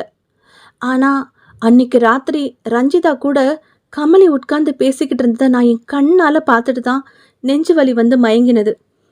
கமலி ஏன் எங்களை சுற்றி சுற்றி வராள்னு எனக்கு தெரியலை. ரஞ்சிதாவும் என்னவோ போல இருக்கா. விட்டத்தையே வெறிச்சு வெறிச்சு பார்க்குறா. எதை கேட்டாலும் விட்டேத்தியா பேசுகிறா. அக்கா என்னை கூப்பிடுறாமா அப்படின்னு எல்லாம் சொல்கிறா. பயமாக இருக்குங்க தம்பி. எனக்கு இந்த நிலையில் யார்கிட்ட கூப்பிட்டு இதை சொல்கிறதுன்னு தெரியல. சொன்னாலும் யாரும் நம்ப கூட மாட்டாங்களே. வேதனையுடன் வெளிவந்தது ஷியாமளாவின் குரல். இதற்குள் இடையிட்டது நர்ஸின் குரல். பேசினது போதுமே, அவங்கள எமோஷனல் ஆகி விடாதீங்க ப்ளீஸ் என்றதும் சைத்ரன் எழுந்து கொண்டார். சரிம்மா, நான் இதை என்னன்னு கவனிக்கிறேன். நீங்கள் கவலைப்படாதீங்க. சீக்கிரம் குணமாகி வாங்க என்ற புன்னகையுடன் சொல்லிவிட்டு அறையை விட்டு வெளியே வந்தார். வெளியே ராஜி மட்டும் பெஞ்சில் உட்கார்ந்திருந்தாள். சைத்ரனை பார்த்ததும் டக்கென எழுந்து நின்றாள். பேராசிரியர் அல்லவா? ரஞ்சிதா எங்க? அவ கீழே ரிசப்ஷனில் உட்கார்ந்துருக்கா சார் என்றாள் ராஜி மரியாதையுடன். சரி ராஜி, கொஞ்சம் இவங்க கூட இருந்து பார்த்துக்கோ. ரஞ்சிதாவை தனியாக விடாத. எதுனாலும் எனக்கு கூப்பிடு என்ன என்றதும் அவள் ஓகே சார் என தலையாட்டினாள். சொல்லிவிட்டு திரும்பியவரை சார் ஒரு நிமிஷம் என்று நிறுத்தியது ராஜியின் குரல். என்ன என்பது போல் திரும்பி பார்த்தார் சைத்ரன். சார், ரஞ்சிதாவோட அம்மா உங்ககிட்ட பேசிகிட்டு இருந்ததை நான் கேட்டேன். எனக்கு வெளியில் கேட்டது. ரஞ்சிதாவும் என்கிட்ட என்னென்னவோ பெணாத்ரா என சற்றுமுன் ரஞ்சிதா சொன்னதை சொன்னாள் ராஜி. சைத்ரன் நெற்றியை யோசனையாய் தேய்த்தாள். தனக்கு எதுவும் ஆகப்போகுதுன்னு ரஞ்சிதா நினைக்கிறாளா? ஆமாம் சார். அப்படித்தான் பேசுகிறா. எனக்கு ஒரே குழப்பமாக இருக்கு ராஜி. இது எந்த மாதிரி பிரச்சனைன்னு தெரியலையே. சார், இது நம்ம அறிவியலுக்கு அப்பாற்பட்ட விஷயம் சார். அப்படின்னா? சைத்ரன் அவளை பார்த்து கேட்டார். இது ஆவி அமானுஷ்யம்னு விஷயங்கள் சார்ந்தது. அவள் சொல்லவும் சைத்ரன் சற்று உறக்கவே சிரித்து விட்டார். சாரி ராஜி, சமீபத்தில் தன் மகளையும் கூட பிறந்த பாசமான அக்காவையும் பறி கொடுத்த 2 பேரோட மனோவியாதி இது. அதை எப்படி சரி பண்ணுறதுன்னு தான் நான் யோசித்தேனே தவிர இந்த மாதிரி ட்ராக்கில் நான் யோசிக்கலை. ஐம் சாரி, நான் நம்ப தயாராக இல்லை. 2 பேருக்கும் முக்கியமாக ரஞ்சிதாவுக்கு மன ரீதியான கவுன்சிலிங் தான் தேவை. அதை ரெடி பண்ணிட்டு நான் மறுபடியும் வர்றேன் என்ன என சொல்லிவிட்டு சென்று விட்டார் அவர். ராஜி குழப்பத்துடன் நின்று கொண்டிருந்தாள். கீழே ஆஸ்பத்திரியை விட்டு இறங்கும் பொழுது கவனித்தார் சைத்ரன். மருத்துவமனைக்கு வாசலில் பக்கவாட்டு பகுதியில் சற்று இருளான ஒரு இடத்தை பார்த்து கொண்டு ஏதோ பேசிக் கொண்டிருந்தாள் ரஞ்சிதா. சைத்ரனுக்கு சுருக்கென்றது. அத்தியாயம் 8. உண்மையாவா சொல்றீங்க ராஜி? நம்ப முடியாத குரலில் கேட்டான் நந்தன். நாம் முதல் அத்தியாயத்தில் பார்த்த அதே நந்தன் தான். ரஞ்சிதாவை ஒரு தலையாக காதலிப்பவன். வெளிமாநிலம் ஒன்றுக்கு வேலை தொடர்பான ஒரு ட்ரைனிங்கை 2 மாதங்கள் முடித்துவிட்டு 2 நாட்கள் முன்புதான் தன் சொந்த ஊரான கேரளாவின் திருச்சூருக்கு வந்திருந்தான். ராஜிக்கு ஃபோன் செய்து ரஞ்சிதாவை பற்றி விசாரித்ததும் நடந்த அனைத்தையும், கமலியின் மரணம் முதற்கொண்டு தற்போது ஆஸ்பத்திரியில் சைத்ரன் சொன்னது வரை சகலமும் கொட்டிவிட்டாள் ராஜி. அவள் சொன்னதை கேட்டுதான் அதிர்ந்து போயிருந்தான் நந்தன். ஃபோனை வைத்துவிட்டு அப்படியே உட்கார்ந்திருந்த நந்தனின் தோளை தொட்டது ஒரு கரம். திரும்பினான். அவனுடைய தாய் சம்பூர்ணி அம்மாள். தந்தை இறந்த பிறகு தந்தையின் பிஸ்னஸ் தொடர்பான விவரங்களை பார்த்து கொண்டிருக்கிறாள். நல்ல தேஜஸான முகம்.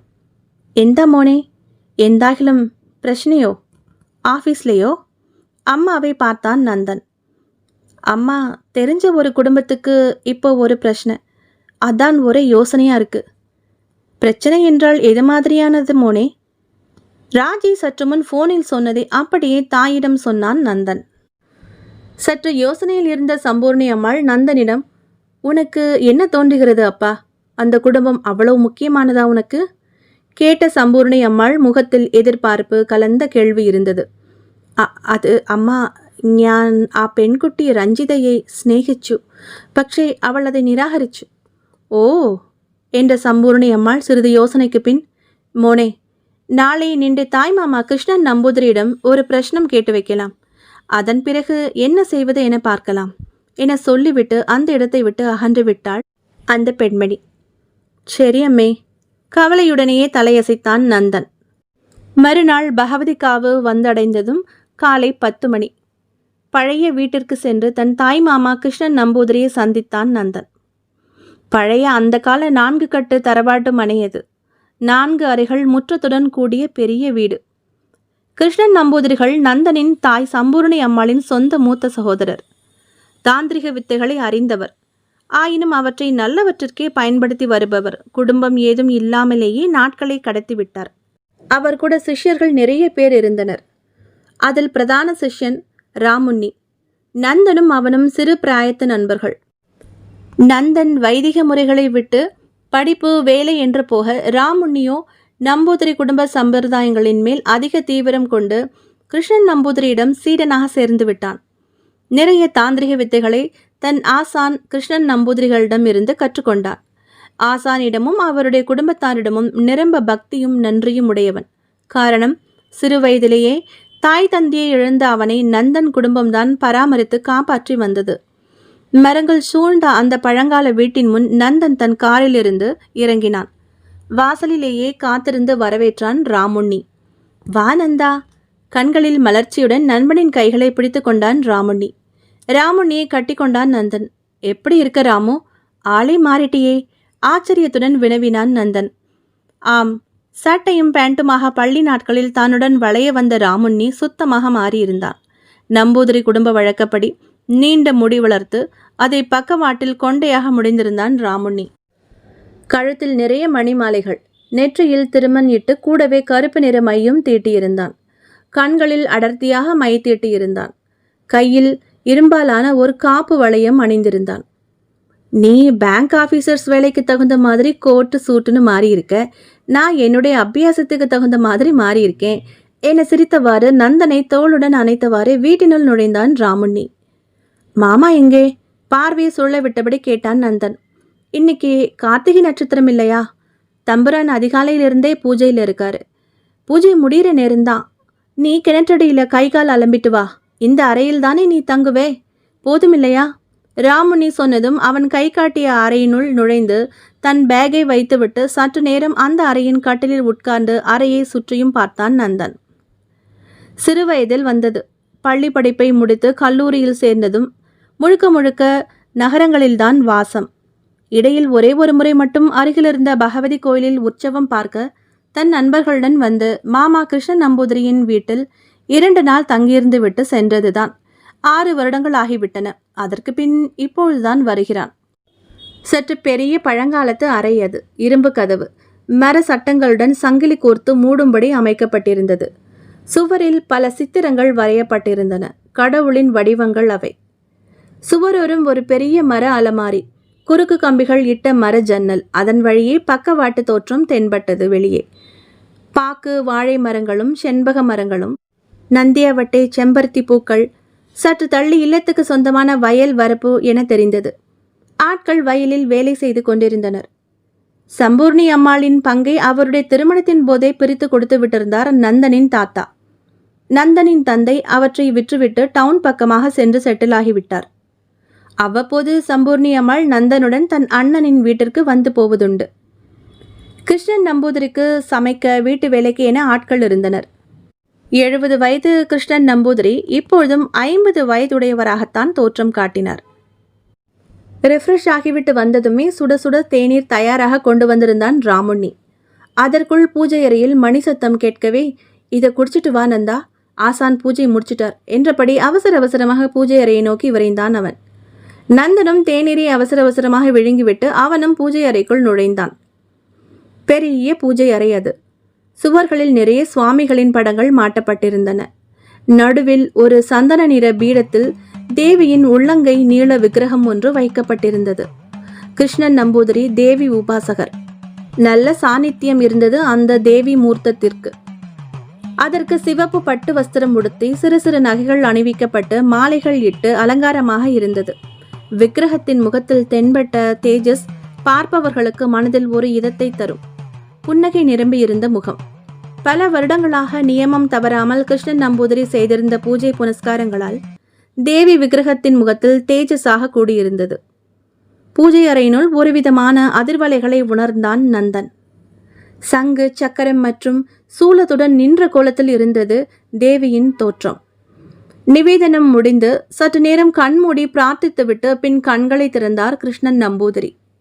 அவருக்கு பக்கவாட்டில் ராமுண்ணி பணிவாக நின்றிருந்தான். நமஸ்காரம் மாமா என்று கை கூப்பினான் நந்தன். எதிரில் நின்றிருந்த மருமகன் நந்தனை பார்த்ததுமே அவர் முகத்தில் மலர்ச்சி. அதே நேரம் சட்டென அவர் முகம் சுருங்கியது. ராமுண்ணி அழைத்தார். குருவே, கை கட்டியவாறு முன் வந்து பணிவுடன் நின்றான் ராமுண்ணி. சோழி பலகை எடுத்துட்டு வா என்றார் நந்தனை பார்த்தவாறே. ஆகட்டும் குருவே என்றவன் விரைந்து சென்று பூஜை அறையின் சுவரில் ஆணியில் மாட்டியிருந்த துணியிலிருந்த ஒரு பலகை எடுத்து வந்து அவர் முன் வைத்தான். நந்தனை பார்த்தவர் அவனை உட்காரச் சொன்னார். நந்தனும் சற்று குழப்பமாகவே உட்கார்ந்தான். ஊரிலிருந்து அபூர்வமாக வந்திருக்கும் தன்னை வா என ஒரு வார்த்தை கூட சொல்லவில்லையே. எப்போது பார்த்தாலும் வா நந்தா என மகிழ்ச்சியுடன் கட்டி அணைத்துக் கொள்பவர் அவர். இன்று அவர் போக்கே சற்று வித்தியாசமாக இருக்கிறதே. குழப்பமுடன் அவன் உட்கார்ந்திருக்கும் பொழுதே தேவியை வணங்கிவிட்டு ராசி பலகையில் சோழிகளை வைத்தார் கிருஷ்ணன் நம்பூதிரி. முகத்தில் குழப்பம் ஏற்பட்டது. சோழிகளை எடுத்து தரையில் இறைத்தார். அதை பார்த்தவர் முகத்தில் மாற்றம். மீண்டும் தியானித்துவிட்டு சோழிகளை இறைத்தார். ஹே பகவதி, அவர் உதடு முணுமுணுத்தது. அவரையே பார்த்து கொண்டிருந்தான் நந்தன். நிமிர்ந்து நந்தனை பார்த்தவர், நந்தா, நீ ஆ பெண்குட்டியை மறந்துடு. அவள் ஆ பெண்குட்டியை கொண்டு போகத்தான் போறாள். அவளை காப்பாற்ற முடியாது என்றார் திடமாக. குப்பென அதிர்ந்து போனான் நந்தன். அத்தியாயம் 8. உன்னால் அவளை காப்பாற்ற முடியாது நந்தா, அழுத்தமான குரலில் மீண்டும் சொன்னார் கிருஷ்ணன் நம்பூதிரி. என்ன மாமா சொல்றீங்க? நீ எதுக்காக என்னை பார்க்க வந்திருக்கியோ அந்த விஷயத்தை பற்றி தான் சொல்றேன். நேற்று நீ வரப்போறதா உன் அம்மா ஃபோன்ல சொன்னதுமே கோட்டான்களின் குரல் பகல் நேரத்திலேயே கேட்டது. காக்கைகள் கரையும் சத்தம் விடாம கேட்டது. சயனம் ஒன்றும் சரியில்லையேன்னு நினைச்சேன். இப்போ உன்னை பார்த்ததுமே எனக்கு நீ எதுக்காக வந்திருக்கேன்னு தெள்ள தெளிவா என் தேவி உணர்த்தியாச்சு. அதை பற்றி தெளிவா தெரிய பிரசன்னம் போட்டேன். எல்லாமே எதிர்ப்பதம். அதை வைத்து தான் சொல்றேன். நீ யாரோ ஒரு பெண்ணை காப்பாற்ற நினைக்கிற, அது நடக்காதுப்பா என்றவாறு சோழி பலகையை மூடி உரையிலிட்டவர் ராமுண்ணியிடம் அதை கொடுத்தபடியே எழுந்தார். தேவி என அம்பாளை வணங்கிவிட்டு இடுப்பில் கட்டிய சிவப்பு துண்டை உதரை தோளில் போர்த்தியவாறே வெளியே முற்றத்துக்கு வந்தார். நல்ல பெரிய முற்றம். சுற்றிலும் தூண்களுடன் நீண்ட சதுர வராந்தாவை கொண்டிருந்தது. எதிரெதிராக 4 பெரிய அறைகள். சாய்வு நாற்காலியில் அமர்ந்தார். எதிரே நந்தன் பிரம்பு நாற்காலியில் உட்கார்ந்தான். நம்பூதிரியின் பக்கவாட்டில் ராமுண்ணி நின்று கொண்டிருந்தான். வேலையாள் அவருக்கு குடிக்க நீர்மோர் கொண்டு வந்து கொடுத்தான். குடித்துவிட்டு துண்டால் தன் வாயை துடைத்து கொண்டார் நம்பூதிரி. நீண்ட கூந்தலை கொண்டையாக முடிந்திருந்தார். சுருக்கம் விழுந்த தேகம். ஆனாலும் நடையிலோ செயலிலோ தள்ளாட்டமில்லை. செக்கச்சவேல் என்ற தேகம் அவருக்கு. முகம் மட்டும் கூடுதலாக சிவந்திருந்தது. சற்று விடைப்பான காதுகள், பழுப்பு நிற கண்கள். நந்தன் நகங்களை கடித்தபடி அவரையே பார்த்து கொண்டு உட்கார்ந்திருந்தான். சற்று ஆசுவாசப்படுத்தி கொண்டு நாற்காலியில் நன்கு சாய்ந்து விசிறியபடி அவனை பார்த்தார் திருமேனி. ஏதோ சொல்ல வந்தவர் அப்பொழுது வாசலில் ஏதோ கூச்சல் கேட்டதும் திரும்பி பார்த்தார். வாசலில் நிறைய பேர் நின்றிருப்பது தெரிந்தது. திண்ணையை தாண்டி அப்பால் 4-5 பேர் ஆணும் பெண்ணுமாக நின்றிருந்தனர். நம்பூதிரிகள் ராமுண்ணியை அழைத்தார். ராமுண்ணி, குருவே, எந்தானு போய் நோக்கு. சரி குருவே என்றவாறு முற்றத்தை தாண்டி வாசலில் இறங்கினான் ராமுண்ணி.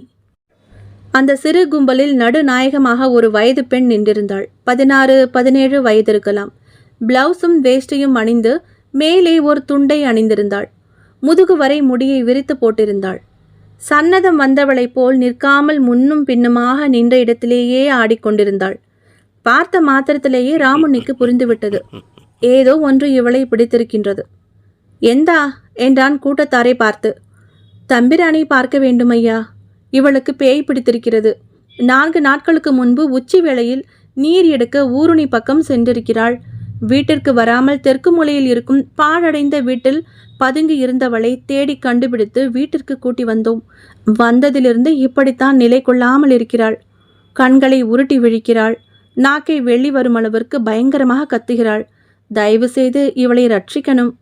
அந்த பெண்ணின் தகப்பனார் போல கண்ணீருடன் வேண்டினார். ராமுண்ணி அந்த பெண்ணை பார்த்தான். பின் 2 படிகள் இறங்கினான்.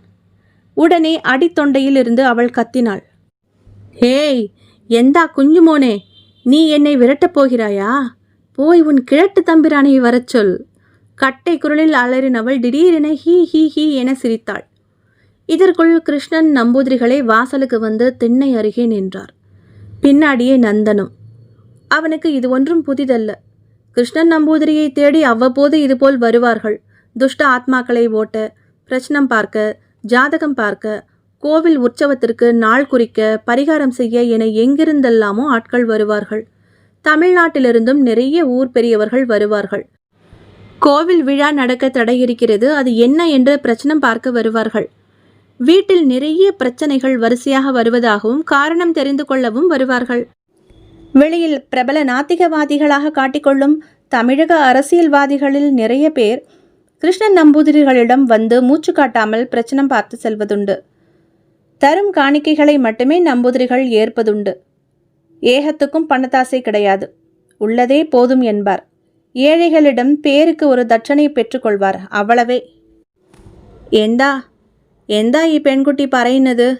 கர்ஜிக்கும் குரலோடு வந்து நின்ற நம்பூதிரிகளை பார்த்து 2 அடி பின்னால் நகர்ந்தாள் அந்த பெண். அவள் கண்களில் சிறிது பயம் தெரிந்தது. அத்தியாயம் 9. கிருஷ்ணன் நம்பூதிரியை பார்த்தபடியே அவள் நகர்ந்தாள். நம்பூதிரி படிக்கட்டில் மெதுவாக இறங்கினார். அவள் நகர்வதை பார்த்ததும், நகராதே, அங்கேயே நில் என அவர் உரக்க கூறியதுமே அவள் அங்கிருந்து ஓட ஆரம்பித்தாள். ராமுண்ணி, பிடியவளை கட்டளையிட்டார் நம்பூதிரி.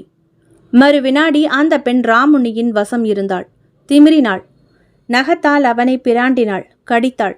ராமுண்ணி எதற்கும் அசராமல் அவளின் தலைமுடியை பிடித்து இழுத்து வந்தான். வினோதமான ஒரு கீச்சு குரலில் கத்தினாள் அந்த பெண். நம்பூதிரி நந்தனிடம் திரும்பினார். உள்ளே பூஜை அறையில் பகவதியின் பூஜா தீர்த்தம் ஒரு தாமிர செம்பில் உள்ளது, எடுத்து வா என்றார்.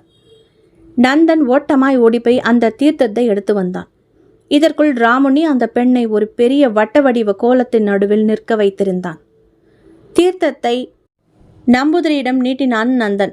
அதை வாங்கி முத்திரையுடன் கையில் ஊற்றி தியானித்துவிட்டு அந்த பெண் மேல் தெளித்தார் நம்பூதிரி. உடலில் சூடுபட்டது போல் அலறினாள் அவள். தரையில் விழுந்து புரண்டாள். யார் நீ? கேள்வி வெளிப்பட்டது நம்பூதிரியிடமிருந்து. தரையில் உருண்டவள் மெல்ல எழுந்து ஒரு விதமாக காலை மடக்கி உட்கார்ந்தவாறே சிரித்தாள். என்ன நம்பூதிரி, என்னை தெரியலையோ? மீண்டும் சிரிப்பு. கட்டையான காகிதத்தாளின் உப்பு குரல். அதைத்தான் கேட்கிறேன். யாரானு நீ? உருமினார் நம்பூதிரி.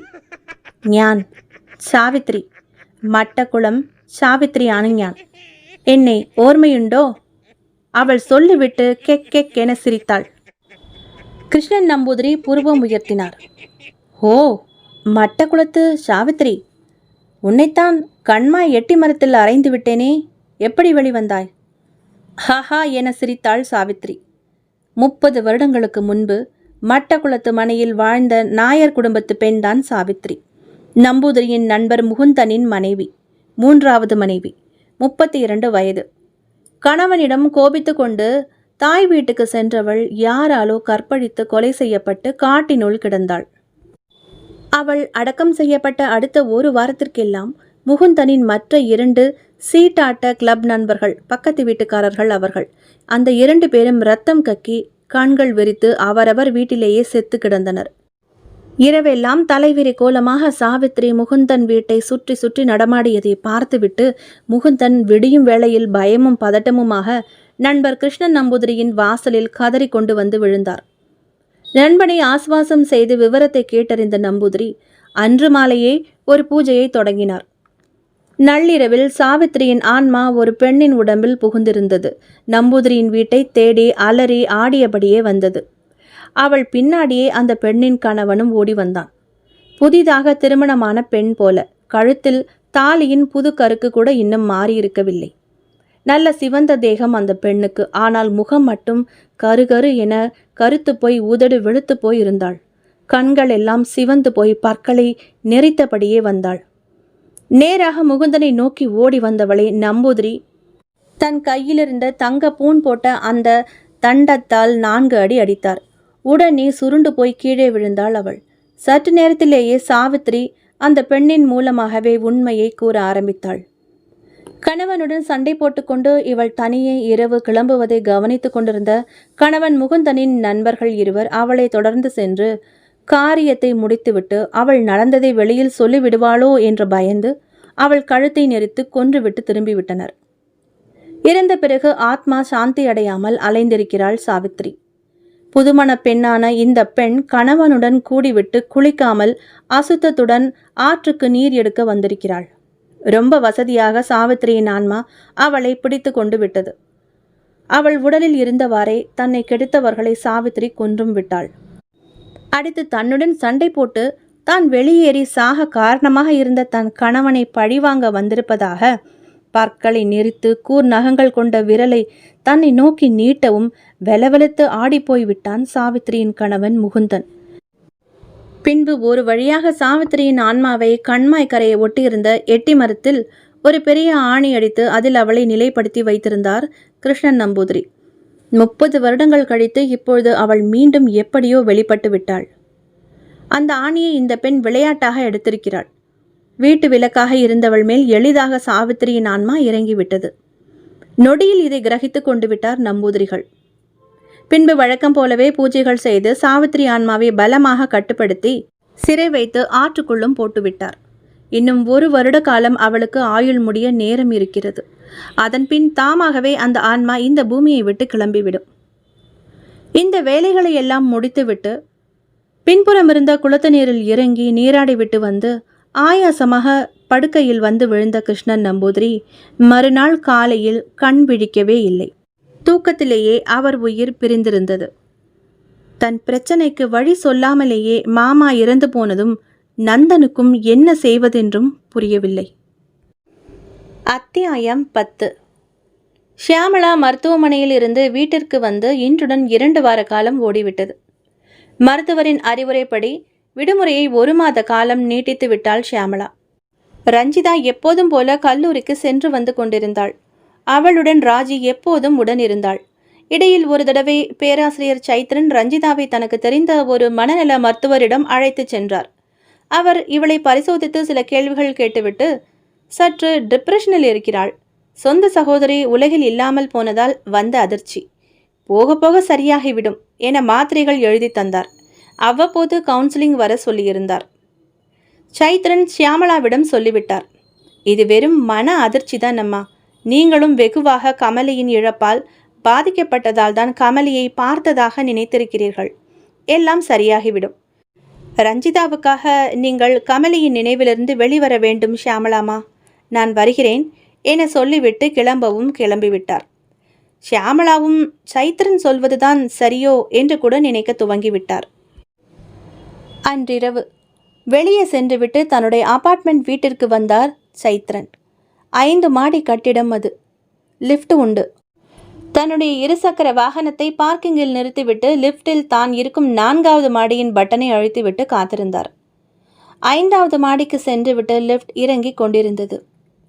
லிஃப்டின் உள்ளேயே சாய்ந்து தன் பிரீஃப்கேஸை அணைத்தபடி கண்களை மூடினார் சைத்ரன். திடீரென ஏற்பட்ட கமலியின் இழப்பு அவரையும் பாதித்திருந்தது.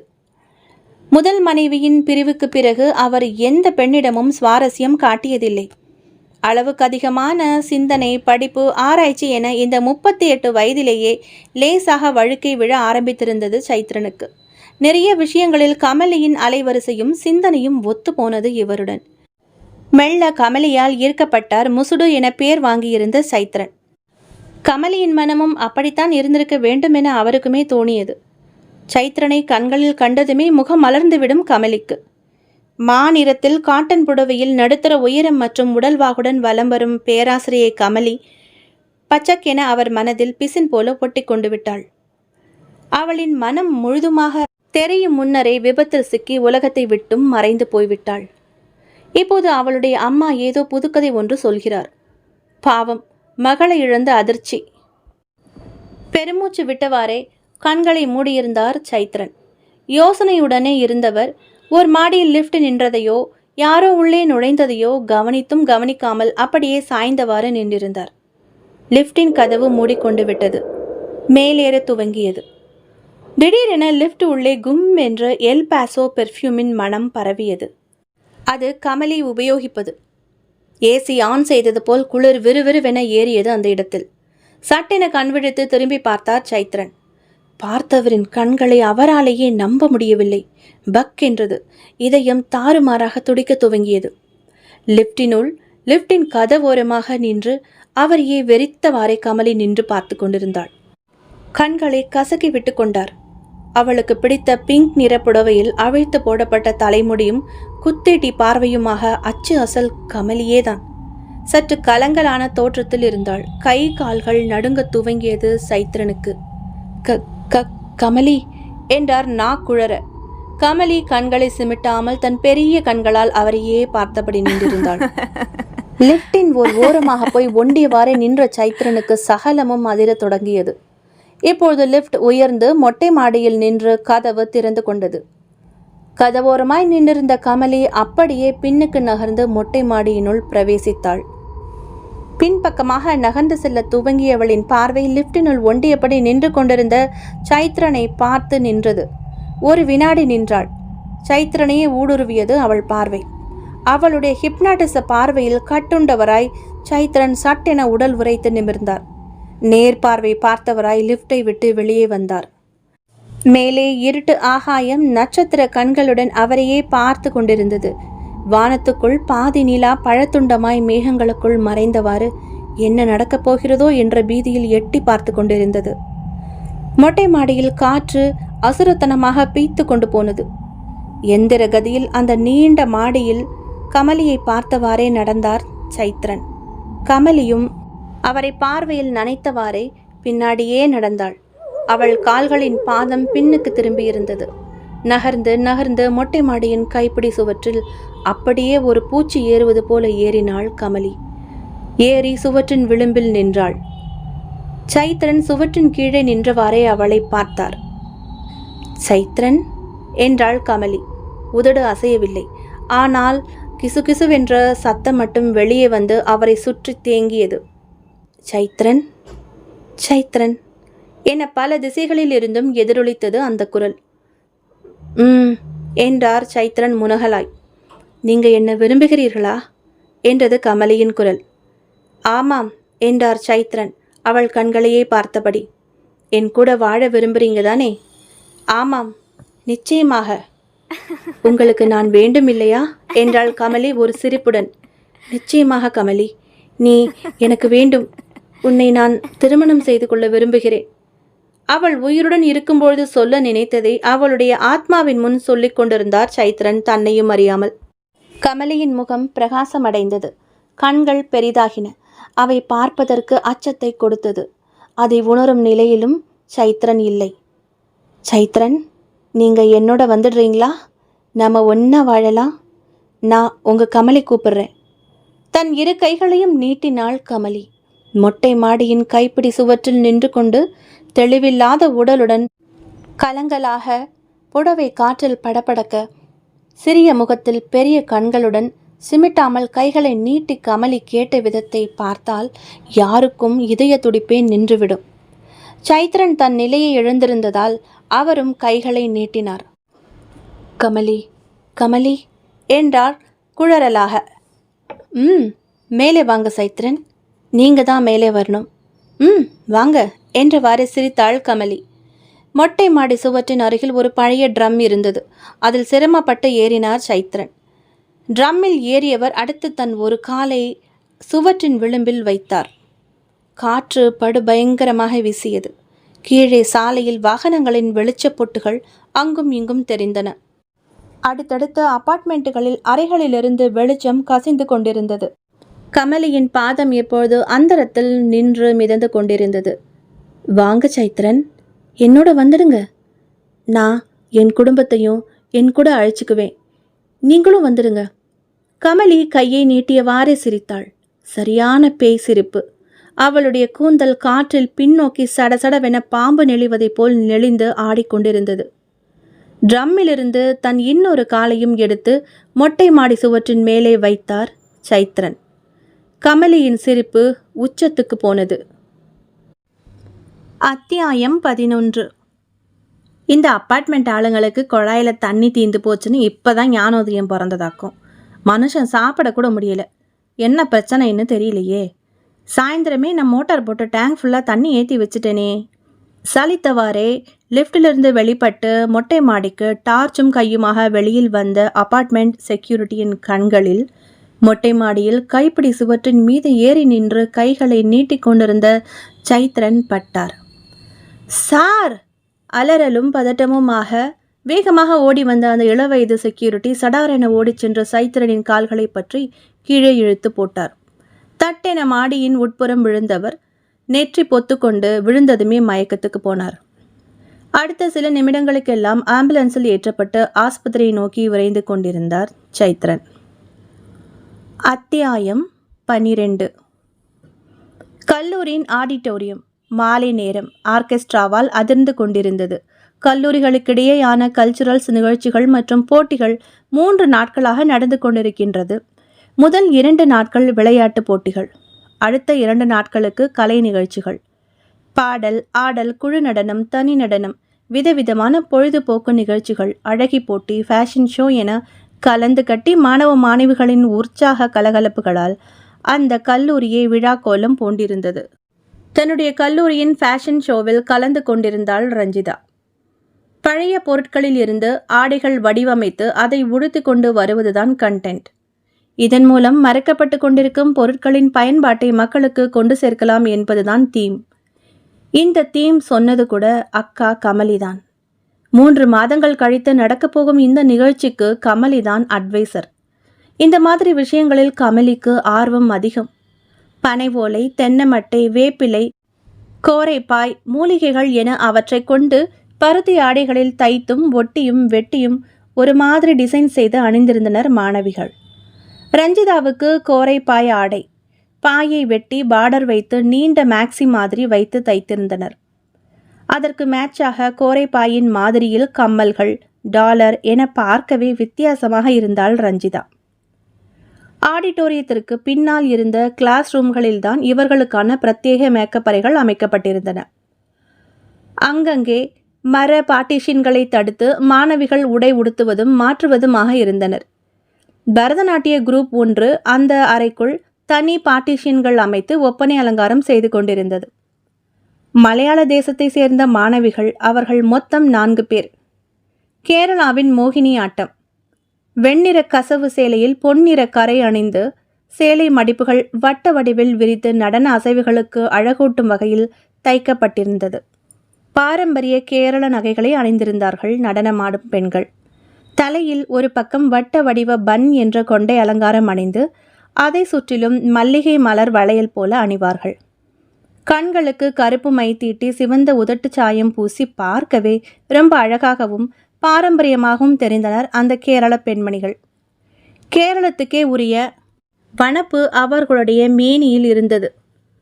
மலர்களின் வாசனையும் பேச்சும் சிரிப்புமாக சலங்கை ஒலியுமாக இருந்தது அந்த இடமே. கிளாஸ் ரூம் வெளியே நின்று குரல் கொடுத்தான் ஒரு மாணவன். அவன் கதகளி ஆட்ட கெட்டப்பில் அட்டகாசமாக தெரிந்தான். ஏய் ரெமி, மானு, நதியே, அடுத்து நம்ம ப்ரோக்ராம் அல்லே, இன்னும் ரெடியாகலையா? அவன் குரல் கேட்டதும் பட் பட் என சிரிப்பை நிறுத்திவிட்டு அந்த மாணவிகள் எழுந்து வெளியே வந்தனர். இன்னும் டைம் உண்டல்லோ, நீ போய்கொடா, நாங்கள் இப்போ வராம்.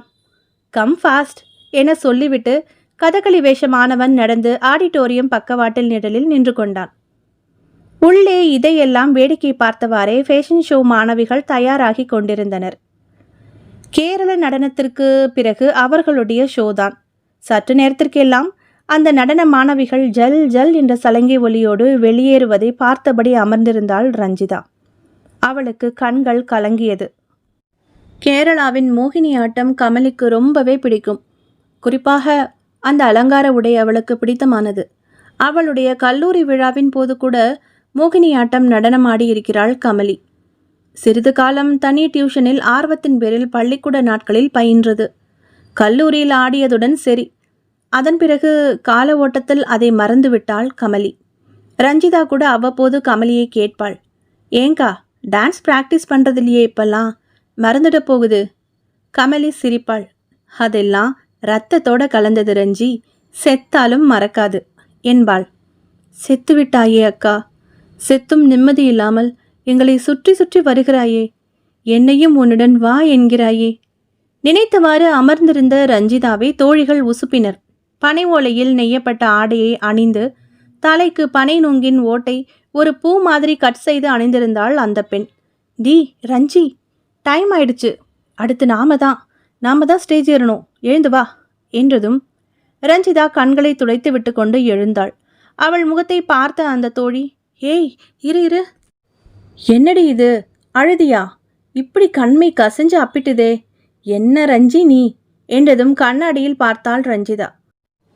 கண்மை கண்களின் மேலும் கன்னத்திலும் தீட்டலாய் தெரிந்தது. சாரிடி, நீ போ, நான் நிமிஷத்தில் இதை கிளியர் பண்ணிட்டு ரெடி ஆயிட்டு வந்துடுறேன் என்றவாறே தேங்காய் எண்ணெயை கர்ச்சீஃபில் ஒற்றி எடுத்து மைப்பட்ட இடங்களில் தேய்க்க துவங்கினாள். நான் இருக்கேன், நீ வா என்றாள் அந்த பெண்.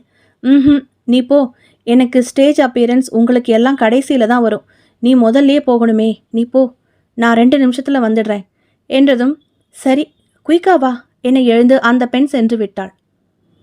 அறைக்குள் டியூப்லைட் வெளிச்சம் சோகையாய் எரிந்து கொண்டிருந்தது. ஃபேன் கடக் கடக் என்ற சத்தத்துடன் சுழன்று கொண்டிருந்தது. நேரம் இருட்டத் தொடங்கி 7 நெருங்கி கொண்டிருந்தது. கல்லூரி வளாகம் எங்கும் நிசப்தமாக இருந்தது, ஆடிட்டோரியத்தை தவிர. ஸ்பீக்கர்களில் மோகினி ஆட்டத்திற்கான கேரள பாடல் ஒலித்து கொண்டிருந்தது. வெளியே அங்கொன்றும் இங்கொன்றுமாக டியூப்லைட் வெளிச்சம் தெரிந்தது. மற்ற பகுதிகள் எல்லாம் இருட்டில் இருந்தன. கண்மையை துடைத்து விட்டு கொண்டிருந்தாள் ரஞ்சிதா. அப்பொழுது திடீரென டியூப்லைட் விட்டு விட்டு எரிய ஆரம்பித்தது. சுற்றி கொண்டிருந்த ஃபேன் நின்று போய்விட்டு பின் திரும்பி பின்புறமாக சுழல ஆரம்பித்தது. லைட்டை நிமிர்ந்து பார்த்துவிட்டு தற்காலிகமாக வைக்கப்பட்டிருந்த கண்ணாடியில் முகத்திற்கு மேக்கப் போட்டு கொண்டிருந்தாள் ரஞ்சிதா. அப்பொழுது ஜல் ஜல் என்ற சலங்கை ஒலி வாசல் அருகே கேட்டது. சரி, நடனம் முடிந்த பெண்கள் வருவார்களோ என்னவோ என வேக வேகமாக திரும்பி பார்க்காமலேயே பவுடரை ஒத்தி கொண்டிருந்த ரஞ்சிதாவின் கை அப்படியே நின்றது. கண்ணாடியில் அவளுடைய பின்புறம் மோகினி ஆட்ட நடன அலங்காரத்தில் நின்று கொண்டு அவளை பார்த்து மெல்ல சிரித்து கொண்டிருந்தாள் கமலி. கை நடுங்கியது ரஞ்சிதாவுக்கு. முகம் வியர்த்து தொண்டை வறண்டு போனது. அப்படியே நடுக்கத்துடன் திரும்பினாள். கமலி அவளுக்கு நேர் பின்னே நின்று கொண்டிருந்தாள். அக்கா, நடுங்கும் குரலில் அழைத்தாள் ரஞ்சிதா. அவள் கையிலிருந்த ஒப்பனை பெட்டி கீழே விழுந்து சிதறியது. கமலி புன்னகைத்தவாறே அவளை நெருங்கினாள். என்ன மேக்கப் போட்டுட்டு இருக்கியா ரஞ்சி? கரகரப்பான ஒரு மாதிரியான குரலில் கேட்டவாறே ரஞ்சிதாவை நோக்கி நடந்து வந்தாள் கமலி. முகம் மட்டும் தெளிவாக, உடல் பகுதி வெண்ணிற புகை போல கலங்கி தெரிந்தது. உடலெல்லாம் நடுங்க வியர்வை வெள்ளமாய் வழிய கண்ணாடி சுவரனுடன் ஒண்டினாள் ரஞ்சிதா. அக்கா. குரலை எழும்பவில்லை அவளுக்கு. கால்கள் தளர மேஜையை பிடித்து கொண்டு நின்றாள். என் கூட வரியா ரஞ்சி? அக்கா. தலையை சாய்த்து கொண்டு அவளை பார்த்தவாறு கேட்டாள் கமலி. அக்கா ப்ளீஸ்க்கா, என்னை விட்டுருக்கா.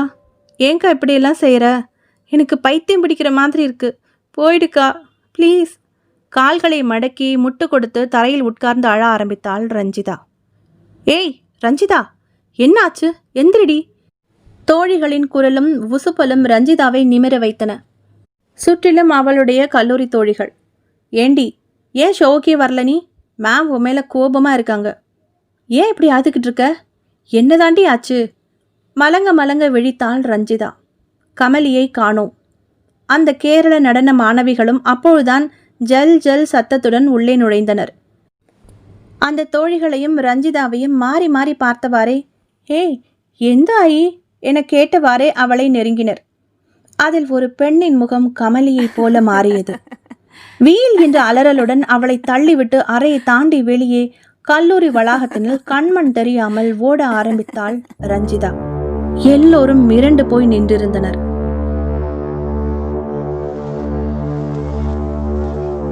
அத்தியாயம் 13. கோழிக்குஞ்சாய் நடுங்கியபடியே கட்டிலில் படுத்திருந்த மகளின் தலையை ஆதரவாக தடவியபடியே பக்கத்தில் படுத்திருந்தார் ஷியாமளா. அலைய குலைய வீட்டுக்குள் ஓடி வந்து தொப்பென விழுந்த ரஞ்சிதாவை பார்த்து பதறியவாறே எழுந்து வந்தவரை கட்டி பிடித்து கொண்டு கதறிவிட்டாள் அவள். பயத்தால் உடல் வெடவெடவென நடுங்கியது. ஒன்றும் புரியாமல் பதட்டத்துடன் கேட்ட ஷியாமளாவுக்கு தெளிவான எந்த ஒரு பதிலையும் சொல்ல முடியவில்லை ரஞ்சிதாவால். அக்கா அக்கா என்று மட்டும் கைகளை சுற்றி சுற்றி காண்பித்து தாயை கட்டி கொண்டாள் ரஞ்சிதா. அவளை ஆசுவாசப்படுத்தி எழுப்பி கட்டிலில் படுக்க வைத்து பக்கத்தில் அணைவாக உட்கார்ந்து கொண்டார் ஷியாமளா. சிறிது நேரத்திற்கெல்லாம் ரஞ்சிதாவுக்கு உடல் அனலாக கொதிக்க ஆரம்பித்தது. அனத்த ஆரம்பித்தாள். சூடாக கஞ்சி காய்ச்சி மகளுக்கு புகட்டிவிட்டு காய்ச்சல் மாத்திரையை தந்து படுக்க வைத்தார். சற்று நேரத்திற்கெல்லாம் நன்கு உறங்க ஆரம்பித்தாள் ரஞ்சிதா. ஆனால் தூக்கத்தில் திடீர் திடீரென விழித்து கொண்டு அலறினாள். தட்டி கொடுத்ததும் தூங்கி விடுவாள். ஷியாமளாவுக்கு மகளின் இந்த வேதனை கண்ணீரை வரவழைத்தது. ஒரு மகளை அநியாயமாக பலி கொடுத்தேன், இன்னொரு மகளோ இந்த கதியில் இருக்கிறாள். இது என்ன கொடுமை! கண்ணீர் விட்டபடி தானும் உறங்கி போனார் ஷியாமளா. எவ்வளவு நேரம் உறங்கி இருப்பாரோ தெரியாது. அம்மா, யாரோ அழைக்கும் குரல் கேட்டு கண்களை திறந்தார். அருகில் திரும்பி பார்த்தார். ரஞ்சிதா ஆழ்ந்து உறங்கிக் கொண்டிருந்தாள். யார் அழைத்தது? அம்மா. குரல் இப்போது தெளிவாக கேட்க சற்று நடுக்கத்துடன் திரும்பி தலையை உயர்த்தி பார்த்தவள் அதிர்ந்து போனார். அரைக்கதவை தாண்டி ஹாலில் நின்று கொண்டிருந்தாள் கமலி. தலைவிரி கோலமாக இரத்தக்கரை படிந்த புடவையுடன் முகமெல்லாம் குருதி வழிய அம்மா என்றாள். ஹால் அரை இருட்டில் இருந்தது. ஆனால் கமலி மட்டும் வெளிச்சமாக தெரிந்தாள். முகத்தில் பெரிய புன்னகை. வாம்மா என்றாள் கமலி. ஷியாமளா மெல்ல எழுந்தார். தன் சேலை தலைப்பை சிறு பிள்ளை போல் பற்றியிருந்த ரஞ்சிதாவின் கைகளை மெல்ல விலக்கிவிட்டு கட்டிலை விட்டு எழுந்தார் ஷியாமளா. என் கூட வந்துருமா? ரஞ்சியை மட்டும் உன்கிட்ட வச்சுக்கிட்டியே, என்னையும் உன் கூட பக்கத்துல படுக்க வச்சுக்கோமா. ஷியாமளாவின் கண்ணிலிருந்து கண்ணீர் தாரை தாரையாக வழிந்தது. மகளே, கமலி என்ற கதறலோடு மகளை நோக்கி பாய்ந்தார் ஷியாமளா. கப்பென யாரோ அவருடைய கையை பற்றினார்கள். திரும்பி பார்த்தார். ரஞ்சிதா மிரண்ட விழிகளுடன் தாயை பார்த்து தலையசைத்தாள். வேண்டாம்மா, போகாதம்மா. அது நம்ம அக்கா இல்லை, நம்ம உயிரை பலி கேட்குற ஒரு ஆவியா வந்திருக்குதம்மா. ஷியாமளா விழிப்பு தட்டியவர் போல ஹால் பக்கம் திரும்பினார். கையை நீட்டியவாறே நின்றிருந்தாள் கமலி. சற்று முன் முகத்தில் இருந்த புன்னகை மறைந்து போயிருந்தது. அம்மா, நான் கூப்பிட்டா வரமாட்டியா? எனக்கு தனியா இருக்க என்னவோ போல இருக்கு. அந்த உலகத்துக்கு நீங்களும் வந்துடுங்க. நான் நேசிச்சவங்களை, என்ன நேசிச்சவங்களை எல்லாம் அந்த உலகத்துக்கே கூப்பிட்டு போக போறேன். எல்லோரும் குடும்பமா வாழலாம். வாம்மா என் கூட வந்துடு. கைகளை நீட்டியவாறே முன்னால் நடந்தாள் கமலி. பேச பேச அவளுடைய சுபாவமும் உருவமும் மாறிக்கொண்டே வந்தது. முகமெல்லாம் கோரமாய் குருதி வழிய, கைகள் குச்சி குச்சியாய் மெலிந்து காணப்பட்டது. கை விரல்களில் நகங்கள் நீண்டு வளர்ந்து வளைந்திருந்தது. கால் பாதம் நகங்களுடன் வளைந்து திரும்பியிருந்தது. புஸ் புஸ் என்ற பெருமூச்சுகள் அவளிடமிருந்து வெளிப்பட்டன. முகம் வெளுத்து உதடு வெளிரி போய் தோல் எல்லாம் சுருங்கி இருந்தது. ஷியாமளாவும் ரஞ்சிதாவும் ஒருவரை ஒருவர் கட்டி கொண்டு சுவரோரமாய் ஒண்டினார்கள்.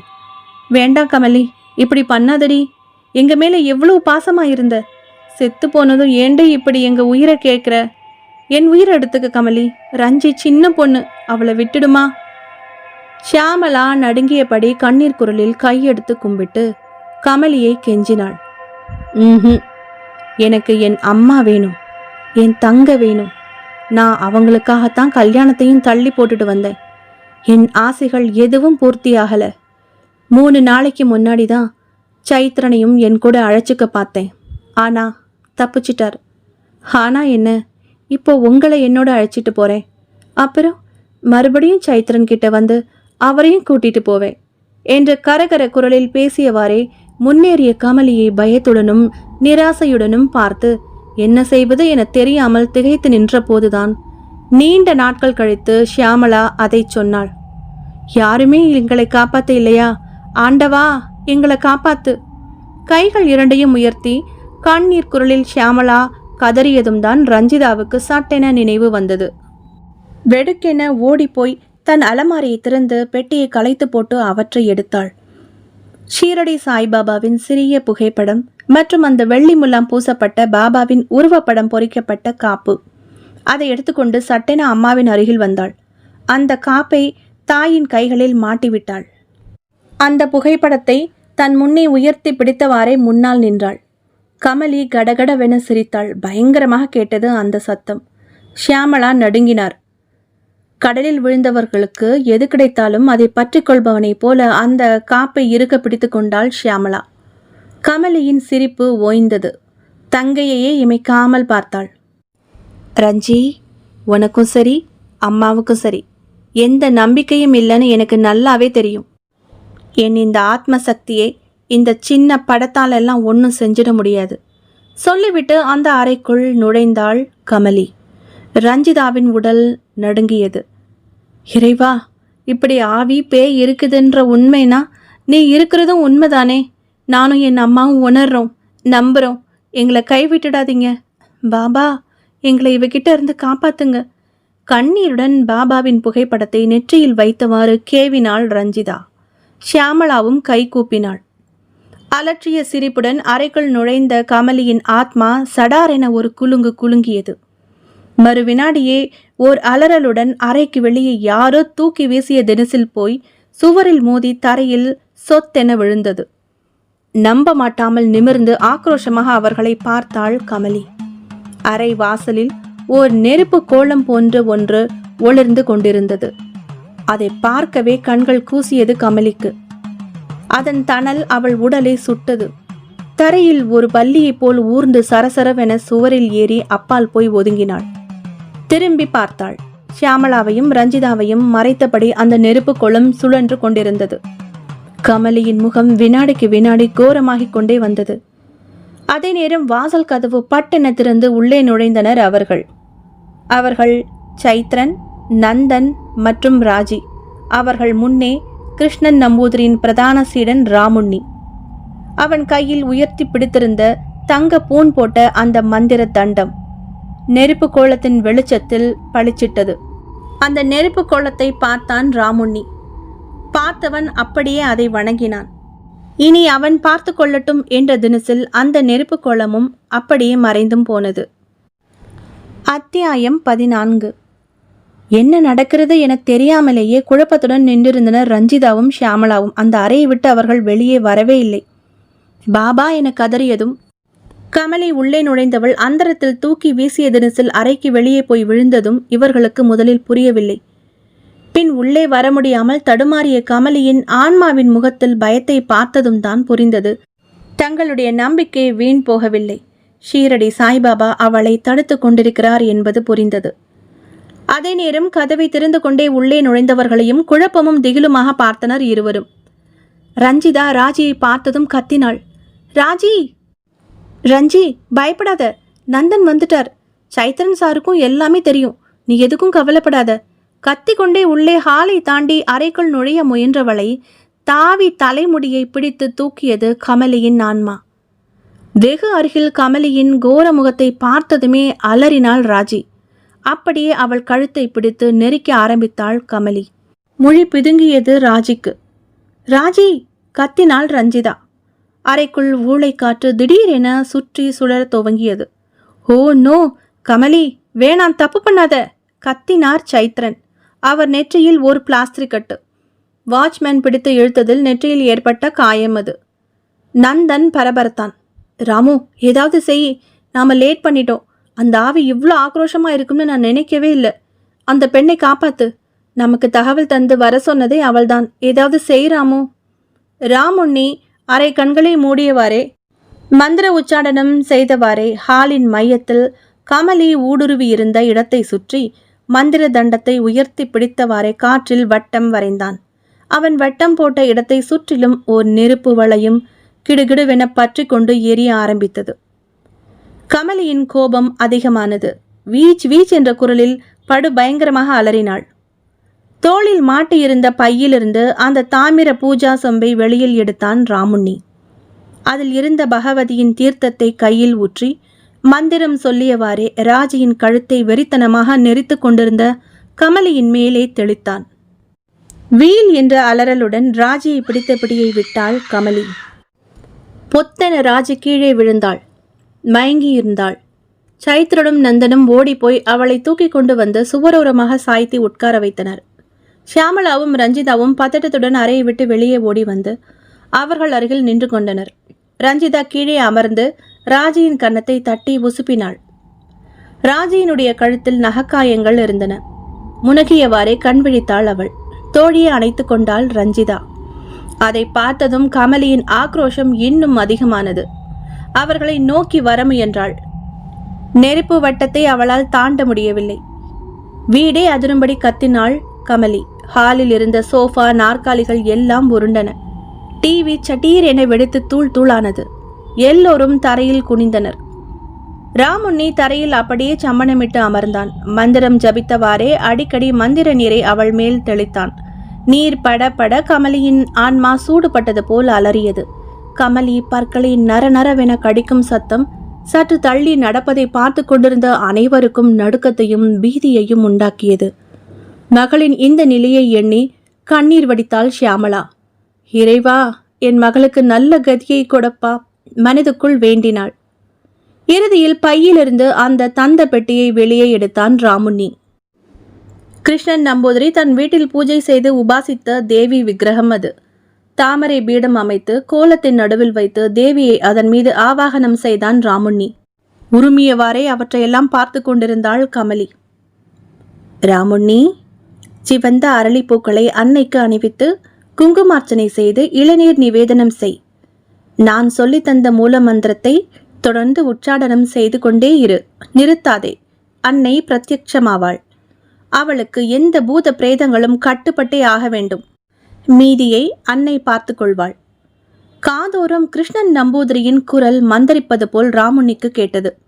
குருவே என ஆசானை வணங்கிவிட்டு பின் அவர் சொன்னது போலவே செய்ய ஆரம்பித்தான் ராமுண்ணி. நள்ளிரவை தாண்டி கொண்டிருந்தது. மூல மந்திரம் விடாமல் உச்சரித்து கொண்டு இருந்தது அவன் உதடு. நிறுத்து, நிறுத்து, வீறிட்டாள் கமலி. அந்தரத்தில் வளையத்திற்குள்ளாகவே அங்கும் இங்கும் சுற்றியவாறே கதறிக்கொண்டிருந்தாள் கமலி. அம்மா, மந்திரத்தை நிறுத்த சொல்லு. ரஞ்சி, என்னை காப்பாத்துடி. நான் என்ன தப்பு பண்ணேன்? என்னை ஏன் எல்லாரும் சேர்ந்து இப்படி வதைக்கிறீங்க? ஐயோ, உடலெல்லாம் எரியுதே அம்மா! மிதமிஞ்சி அலறினாள் கமலி. குங்குமார்ச்சனை செய்ய செய்ய அவள் முகத்தில் உடலில் எல்லாம் பழுக்க காய்ச்சிய இரும்பால் சூடு போட்டது போல் காயங்கள் உருவாக ஆரம்பித்தன. சுற்றி சுற்றி வந்து கதறினாள் கமலி. போதும், நிறுத்துங்க. இப்போது கதறினாள் கமலியின் அம்மா ஷியாமளா. ராமுண்ணியை தவிர எல்லோரும் திடுக்கிட்டு போய் அவளை திரும்பி பார்த்தனர். ராமுண்ணியை நோக்கி கைகளை குவித்தாள். போதும் ஐயா, என் மகளை விட்டுடுங்க. கொடூரமா அடிபட்டு தான் ஏற்கனவே என் பொண்ணு இறந்து போனான். ஆவியா இப்படி அலைஞ்சு திரிஞ்சு அவஸ்தைப்படுறா. அவளை மேலும் சாகடிக்காதீங்க. அவளை விட்டுடுங்க. கமலி, உனக்கு என்ன? நாங்கள் உன் கூட வாழணும், அவ்வளோதானே? ரஞ்சி, எழுந்துருடி. அவளை இந்த சித்திரவதை செஞ்சுதான் நம்ம உயிர் வாழணுமா என்ன? கிளம்பு, பக்கத்தில் தான் ரயில்வே ட்ராக். வா, விழுந்து உயிரை விட்டுடலாம். ஆவேசம் வந்தவளை போல ரஞ்சிதாவை கைப்பிடித்து தூக்கினாள் ஷியாமளா. அம்மா, அலறினாள் ரஞ்சிதா. அம்மா, என்னம்மா நீ? அமைதியா இருமா ப்ளீஸ். அக்காவுக்கு எதுவும் ஆகாது. நம்ம நல்லதுக்காகவும் அவள் நல்லதுக்காகவும் தானே இதெல்லாம் பண்ணுறாங்க. அமைதியா இரும்மா.